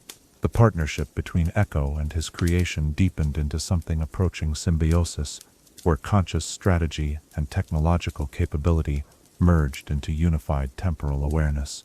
One of the most significant battles occurred when Silco's organization attempted to eliminate the Firelights through a coordinated attack that combined conventional assault with chemical weapons designed to incapacitate enhanced individuals. The complexity of this threat required Ekko to push his temporal abilities to their limits, creating multiple overlapping time effects that allowed his team to operate in accelerated time, while their enemies moved through slowed temporal fields. The strategic implications of this battle extended far beyond its immediate tactical outcomes. Ekko's successful defense against Silco's forces demonstrated that temporal manipulation could provide sustainable advantages against even the most sophisticated conventional threats. However, it also revealed the potential for temporal warfare to escalate beyond controllable limits if multiple parties gained access to time manipulation technologies. The most profound challenge came from an unexpected source, a confrontation with Jinx, whose chaotic approach to conflict created temporal disruptions that interfered with his ability to predict or control battlefield outcomes. Her unpredictability wasn't just tactical but seemed to extend to fundamental levels of causality, creating situations where normal patterns of cause and effect broke down entirely. Fighting someone whose actions defied temporal logic required Ekko to develop new approaches that embraced uncertainty rather than seeking to eliminate it. This battle was more than tactical, it was deeply personal, representing a confrontation between the person Powder had become and the friend Ekko remembered and still mourned. The temporal nature of their conflict created moments where past and present overlapped, where he glimpsed the girl she had been while fighting the dangerous individual she had chosen to become. The emotional complexity of using temporal abilities against someone he had once loved added layers of psychological difficulty that no amount of tactical preparation could address. The resolution of this conflict came not through temporal manipulation, but through recognition that some relationships exist outside the normal rules of causality. His connection to Powder transcended the timeline divisions that his abilities could navigate, existing in a space where past affection and present opposition could coexist without resolution. This realization taught him important lessons about the limits of temporal intervention and the aspects of human experience that remained beyond the reach of even the most sophisticated technological capabilities. As the Firelights' reputation spread throughout Zaun and beyond, Ekko found himself facing opponents who had specifically prepared for confrontations with temporal manipulators. These encounters required constant innovation and adaptation, pushing him to develop new applications of his abilities while maintaining the ethical principles that governed their use. The challenge was not just tactical but philosophical: how to use temporal advantages responsibly when facing opponents who were themselves using questionable methods and targeting innocent populations.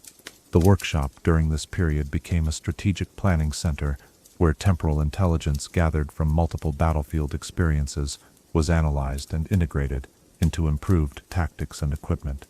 The walls were covered with timeline maps that showed how different intervention strategies had played out across various conflicts, creating a visual database of temporal warfare knowledge that was unique in Runeterra's military history. The most important lesson that emerged from these varied conflicts was the recognition that temporal manipulation was most effective when used to support and enhance conventional capabilities rather than replace them entirely. The Z-Drive's greatest strength lay not in its ability to overwhelm opponents through superior firepower, but in its capacity to create optimal conditions for skilled teammates to apply their own abilities most effectively. This insight led to the development of what Ekko called temporal force multiplication, strategies that used temporal awareness to coordinate team actions with precision that appeared impossible to outside observers. By understanding how individual capabilities could be combined across multiple timeline iterations, he could orchestrate complex group tactics that achieved results far beyond what their individual abilities should have been able to accomplish. The emotional toll of sustained temporal combat was balanced by the satisfaction of protecting communities that had no other effective defense against powerful oppressors. Each successful intervention created space for ordinary people to build better lives, to pursue goals and dreams that would have been impossible under the constant threat of violence and exploitation. These positive outcomes provided meaning that transcended the personal costs of bearing temporal awareness and engaging in conflicts that others couldn't fully understand or appreciate. The Z-Drive's performance across these varied combat situations revealed capabilities that continued to evolve and expand in response to tactical demands. The device seemed to learn not just from Ekko's conscious decisions, but from the broader context of each conflict, developing intuitive responses to threats and opportunities that reflected increasingly sophisticated understanding of both temporal mechanics and human nature. As we reflect on this chapter of Ekko's journey through the complexities of temporal warfare, we can see how the responsibility of protection evolved from simple intervention to sophisticated strategy that honored both the tactical demands of conflict and the ethical requirements of just warfare. His battles were won not through overwhelming force, but through superior understanding of how time itself could be enlisted in service of justice and community defense. As you settle into the peaceful hours of rest tonight, perhaps you might consider, how do we balance the use of superior capabilities with respect for opponents' dignity, and what principles guide us when protecting others requires engaging in conflicts that test the limits of our moral frameworks. Chapter 11. The Price of Heroism. There exists a particular burden that weighs upon those who possess the power to see suffering and the knowledge to prevent it, yet who must sometimes choose inaction for reasons that their hearts struggle to accept. Tonight, as we explore the deeper costs of Ekko's journey as both leader and temporal guardian, let us examine how heroism demands not just courage to act, but the wisdom to know when action itself becomes a form of harm, and the strength to bear witness to pain we could alleviate but must allow to unfold. The weight of leadership had settled upon Ekko's shoulders gradually, so incrementally that he hadn't fully recognized its accumulation until moments of crisis revealed how much others had come to depend upon his judgment, his abilities, and his willingness to bear responsibility for outcomes that affected entire communities. The young inventor who had once delighted in solving mechanical puzzles now found himself facing human problems that resisted solution, situations where every possible intervention carried costs that were both impossible to calculate and painful to contemplate. The most challenging aspect of his role wasn't the physical dangers or even the complex tactical decisions required for successful operations.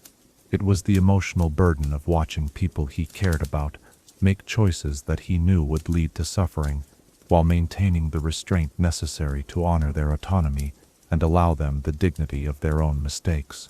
His temporal abilities provided him with knowledge of consequences that wouldn't become apparent to others until much later, creating a form of isolation that grew heavier with each decision he chose not to influence. Scar's determined pursuit of vengeance against the Chem Baron who had destroyed his family's traditional territory exemplified this painful dynamic.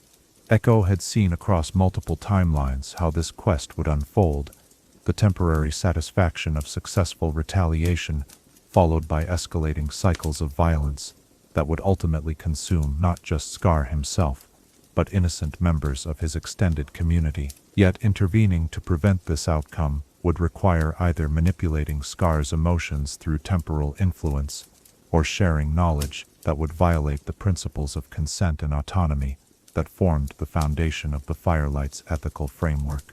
The nights when Ekko sat alone in his workshop, surrounded by the gentle hum of the Z-Drive's passive monitoring systems, were filled with internal arguments about the nature of helping versus controlling. His temporal abilities provided him with the capability to guide almost any situation toward optimal outcomes, yet using that capability felt increasingly like theft of others' agency and dignity. The question of whether preventing suffering justified overriding free will became a source of ongoing moral torment that no amount of philosophical reflection could fully resolve. The accumulation of unexpressed knowledge created its own form of grief, mourning for tragedies that hadn't yet occurred, but which he had already witnessed across multiple potential timelines. He carried memories of losses that no one else experienced, victories that were never celebrated because they existed only in temporal iterations that had been reset or abandoned. This invisible burden was perhaps heavier than the visible responsibilities of leadership, because it couldn't be shared or acknowledged without revealing the full extent of his temporal awareness. Zeri's increasing recklessness in her pursuit of justice for Zaun's oppressed populations created particularly difficult challenges for Ekko's commitment to non-interference. Her electrical abilities made her powerful but also volatile, and her youth made her susceptible to the kind of idealistic thinking that could transform noble intentions into destructive actions. He had seen timelines where her impulsiveness led to disasters that harmed the very people she sought to protect. Yet he had also witnessed the remarkable positive changes she could create when her enthusiasm was channeled effectively. The tension between protection and empowerment became most acute during operations where team members faced genuine danger. Ekko's temporal abilities could virtually guarantee their safety through careful manipulation of circumstances and outcomes, yet doing so would rob them of the authentic experience of risk, growth, and achievement that came from facing challenges with their own capabilities. The question of when protection became disempowerment haunted his decision-making process during every mission. The workshop during this period became both sanctuary and prison, a space where he could explore the implications of temporal knowledge without the immediate pressure of making decisions that would affect others' lives. The walls were covered with charts and diagrams that attempted to map the relationship between intervention and autonomy, the balance between help and harm that governed ethical use of superior capabilities. These visual representations served as constant reminders of the complexity involved in wielding power responsibly. Perhaps the most painful aspect of his situation was the recognition that his commitment to ethical temporal manipulation sometimes required him to allow preventable tragedies to occur. When gang violence threatened families in neighborhoods the Firelights protected, when industrial accidents endangered workers who had no other means of livelihood, when political conflicts created situations where innocent people suffered for causes they didn't understand or support, Ekko faced choices between intervention and principle that tested the limits of his moral resolve. The isolation created by these impossible decisions was compounded by the fact that he couldn't share the full weight of his knowledge with anyone, including his closest allies within the Firelights.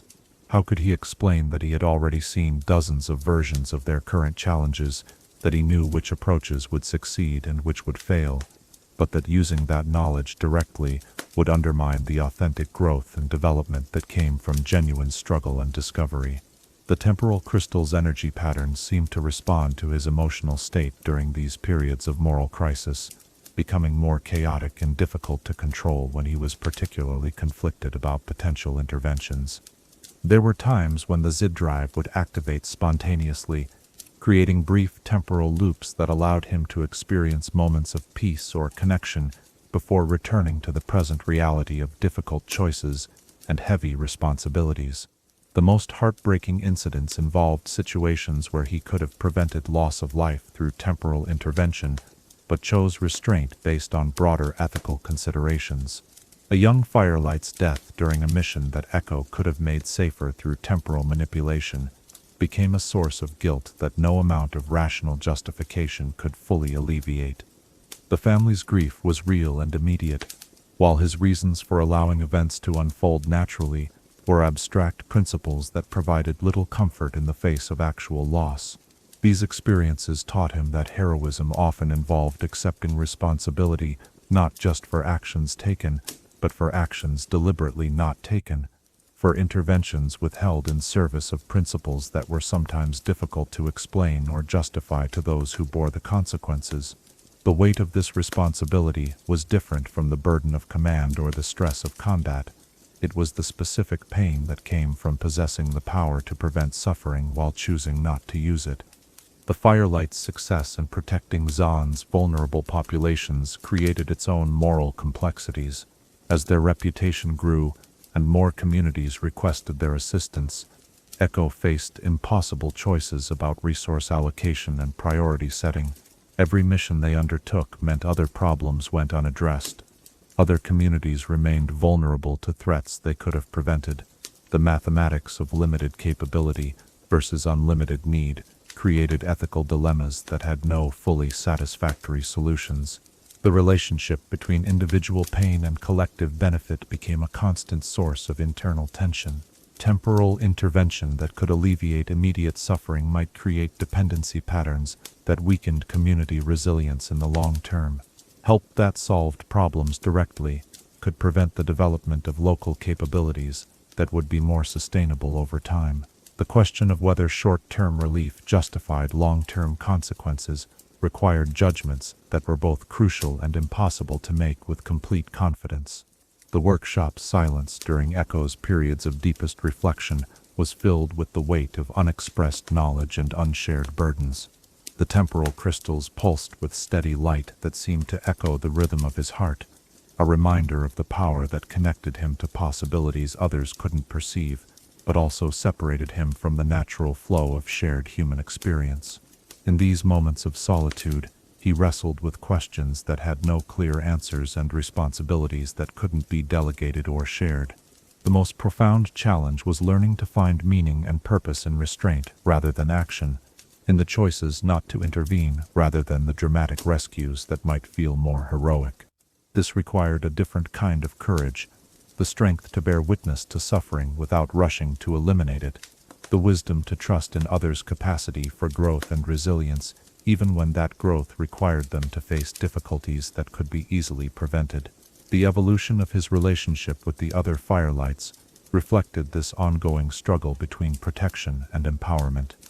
He learned to provide guidance and support that enhanced their capabilities without replacing their judgment, to share insights gained from temporal awareness without undermining their confidence in their own decision-making abilities.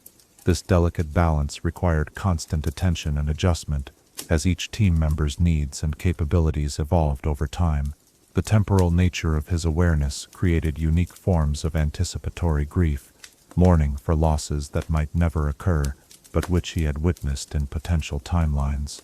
He carried sadness for relationships that might deteriorate, excitement that might be disappointed, hopes that might be crushed, all existing simultaneously with knowledge that these outcomes were possibilities rather than certainties. This emotional complexity created internal landscapes that were both rich and exhausting to navigate. The Z-Drive's continued evolution during this period reflected the growing sophistication of Ekko's understanding of responsibility and restraint. The device seemed to develop intuitive sensitivity to his ethical frameworks, becoming more responsive to intentions that honored others' autonomy, while becoming less cooperative when his motivations veered toward control or manipulation. This partnership between inventor and invention created a feedback system that supported his commitment to ethical temporal manipulation. As the seasons turned and Ekko's reputation as both protector and philosopher spread through Zaun's underground networks, he began to understand that his greatest contribution might not be his interventions, but his example of how power could be wielded with wisdom and restraint. The principles he had developed through painful experience and careful reflection offered models for how extraordinary capabilities could serve justice without undermining the dignity and agency of those they were meant to protect. The workshop's gentle glow during the quiet hours when Ekko contemplated these challenges served as a reminder that heroism often looked different from the inside than it did to external observers. The dramatic rescues and tactical victories that others celebrated were balanced by countless moments of chosen restraint, deliberate non-intervention, and the daily burden of carrying knowledge that couldn't be fully shared or acted upon without violating principles that were essential to meaningful leadership. As we reflect on this chapter of sacrifice and moral complexity in Ekko's journey, we can see how true heroism often requires the courage to bear witness rather than simply to act, the wisdom to know when help becomes harm, and the strength to maintain ethical principles even when adherence to those principles carries real costs in terms of preventable suffering. As you prepare for rest tonight, perhaps you might consider, what does it mean to help others in ways that honor their dignity and autonomy, and how do we find the strength to bear responsibility for both the actions we take and the interventions we choose to withhold? Chapter 12. The Eternal Moment. In the spaces between heartbeats, where past and future converge into the eternal present of conscious awareness, we find the culmination of one young man's extraordinary journey through the complexities of power, responsibility, and the fundamental question of how to live with wisdom in a world that often seems to demand impossible choices. Tonight, as we reach the conclusion of Ekko's story, let us explore how someone who learned to manipulate time itself ultimately discovered that the most important moments are the ones we choose to preserve exactly as they are. The workshop in the present day exists as both museum and laboratory, filled with the accumulated artifacts of a journey that has spanned from innocent curiosity to profound responsibility. The walls hold blueprints for devices that were never built alongside diagrams of temporal mechanics that challenge the boundaries of conventional understanding. The Z-Drive rests on its familiar workbench, its blue-white glow providing steady illumination that seems to exist slightly outside the normal flow of time, a physical reminder of possibilities that transcend the limitations most people accept as inevitable. Ekko himself has evolved into something that defies simple categorization. He is simultaneously the boy who once delighted in fixing broken toys for his neighbors, and the temporal guardian who bears responsibility for protecting entire communities from threats they cannot perceive or understand. The years of wrestling with ethical frameworks and philosophical principles have created a depth of character that is both admirable and poignant, wisdom earned through experiences that cannot be fully shared or validated through normal human interaction. The Firelights continue their work throughout Zaun, their reputation for effective intervention balanced by their commitment to sustainable solutions and community empowerment. Under Ekko's guidance, they have evolved into something unprecedented in Runeterra's political landscape, a resistance organization that measures success not in territories conquered or enemies defeated, but in communities strengthened and individuals empowered to solve their own problems.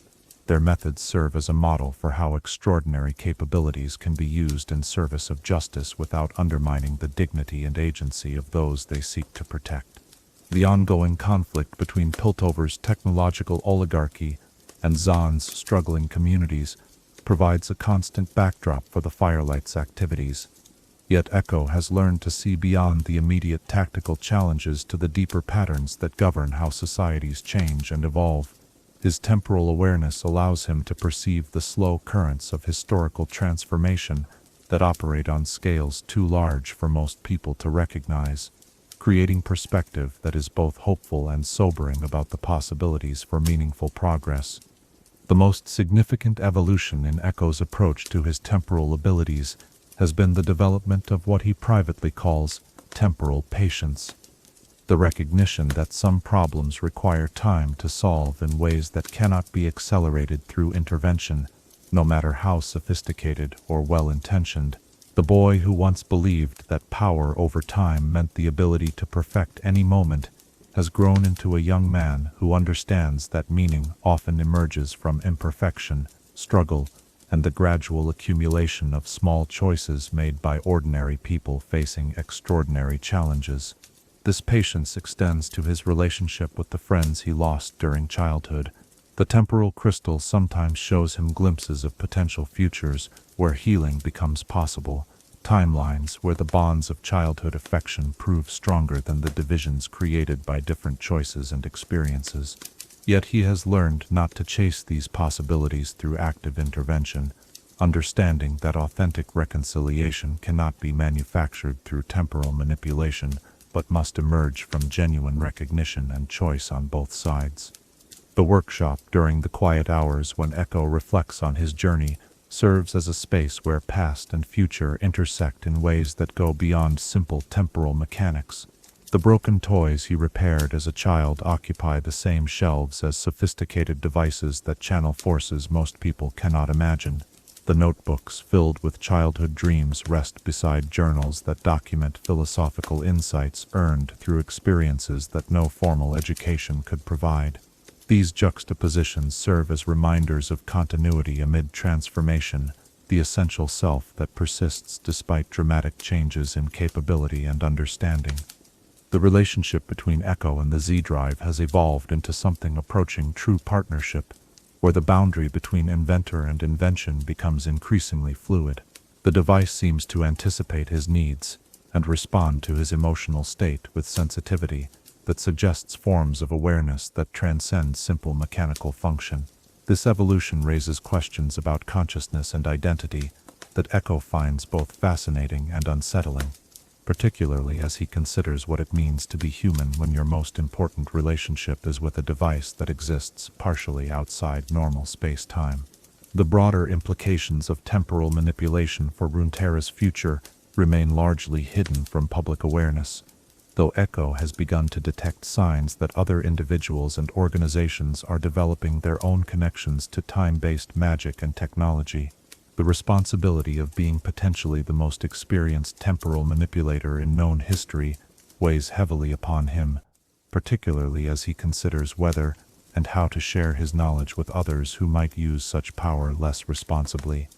The ethical frameworks he has developed through years of careful thought and painful experience have crystallized into principles that guide not just his own actions, but the Firelights' approach to intervention and assistance. These principles emphasize empowerment over dependency, sustainable solutions over temporary fixes, and respect for autonomy, even when such respect requires accepting outcomes that could be improved through intervention. The challenge of maintaining these standards while facing urgent needs and preventable suffering remains a constant source of internal tension. The temporal crystal's behavior has become increasingly stable and responsive as Ekko's understanding of responsible power use has matured, suggesting that the artifact itself recognizes and rewards ethical development alongside technical mastery. The energy patterns it produces now show complex harmonics that seem to resonate with the natural rhythms of time itself, creating effects that feel more like collaboration with cosmic forces than manipulation of mechanical systems. Perhaps the most profound change in Ekko's perspective has been his growing appreciation for moments that exist outside the reach of temporal manipulation, experiences that derive their value precisely from their impermanence and unpredictability. The laughter shared with teammates during quiet moments between missions, the satisfaction of solving problems through collective effort rather than individual power, the simple pleasure of watching communities develop their own solutions to challenges that once seemed insurmountable. These experiences have taught him that some forms of joy cannot be improved through revision or optimization. The vision that increasingly guides Ekko's work is of a future where his temporal abilities are no longer needed for protection or intervention, where communities possess the resources and capabilities to address their own challenges without requiring extraordinary intervention. This paradoxical goal, using power to create conditions where such power becomes unnecessary, reflects his mature understanding of how true strength is measured, not in dominance, but in the ability to foster independence and resilience in others. The workshop's walls now hold maps and charts that document not just Zaun's current challenges, but the slow progress being made towards sustainable solutions. Neighborhoods that once required constant firelight protection now manage their own security through community organizations that use methods developed through collaboration with Ekko's team. Former refugees have become leaders who guide new arrivals through processes of adaptation and integration that no longer require external intervention. These markers of progress serve as reminders that meaningful change, while slow, is both possible and occurring. The relationship between individual transformation and social change has become a central focus of Ekko's philosophical reflections. His own journey from isolated genius to community leader illustrates principles that apply beyond temporal manipulation to anyone seeking to use exceptional capabilities in service of justice. The recognition that personal power is most meaningful when used to create conditions for collective empowerment has applications that extend far beyond the specific challenges facing Zaun's residents. The Z-Drive's current configuration represents the culmination of years of refinement and optimization, yet Ekko continues to discover new capabilities that emerge from the device's interaction with his evolving understanding of temporal mechanics and ethical responsibility. The partnership between inventor and invention has become a model for how technology can enhance rather than replace human judgment, amplifying wisdom rather than circumventing the difficult work of moral reasoning and ethical choice. As the seasons turn and Zaun slowly evolves toward greater stability and self-determination, Ekko finds himself contemplating questions about legacy and succession that would have seemed impossibly distant during his early experiments with temporal manipulation.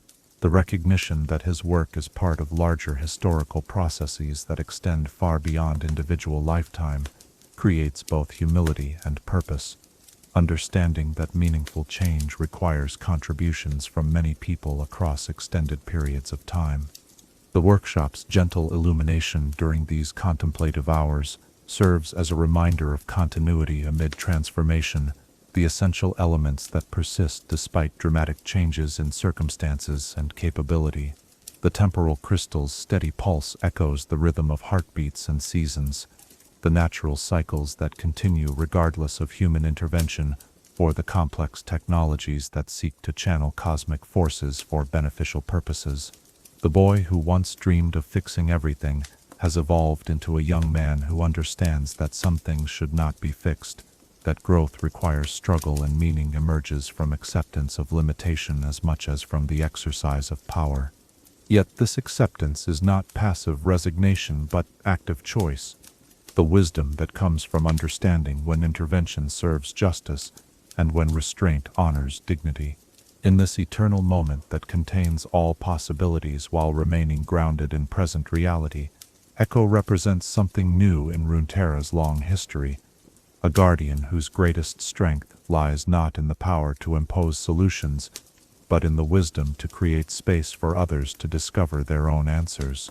His story continues not through dramatic interventions or temporal manipulations, but through the quiet daily work of fostering conditions where communities can thrive, individuals can grow, and the future can unfold with justice and hope.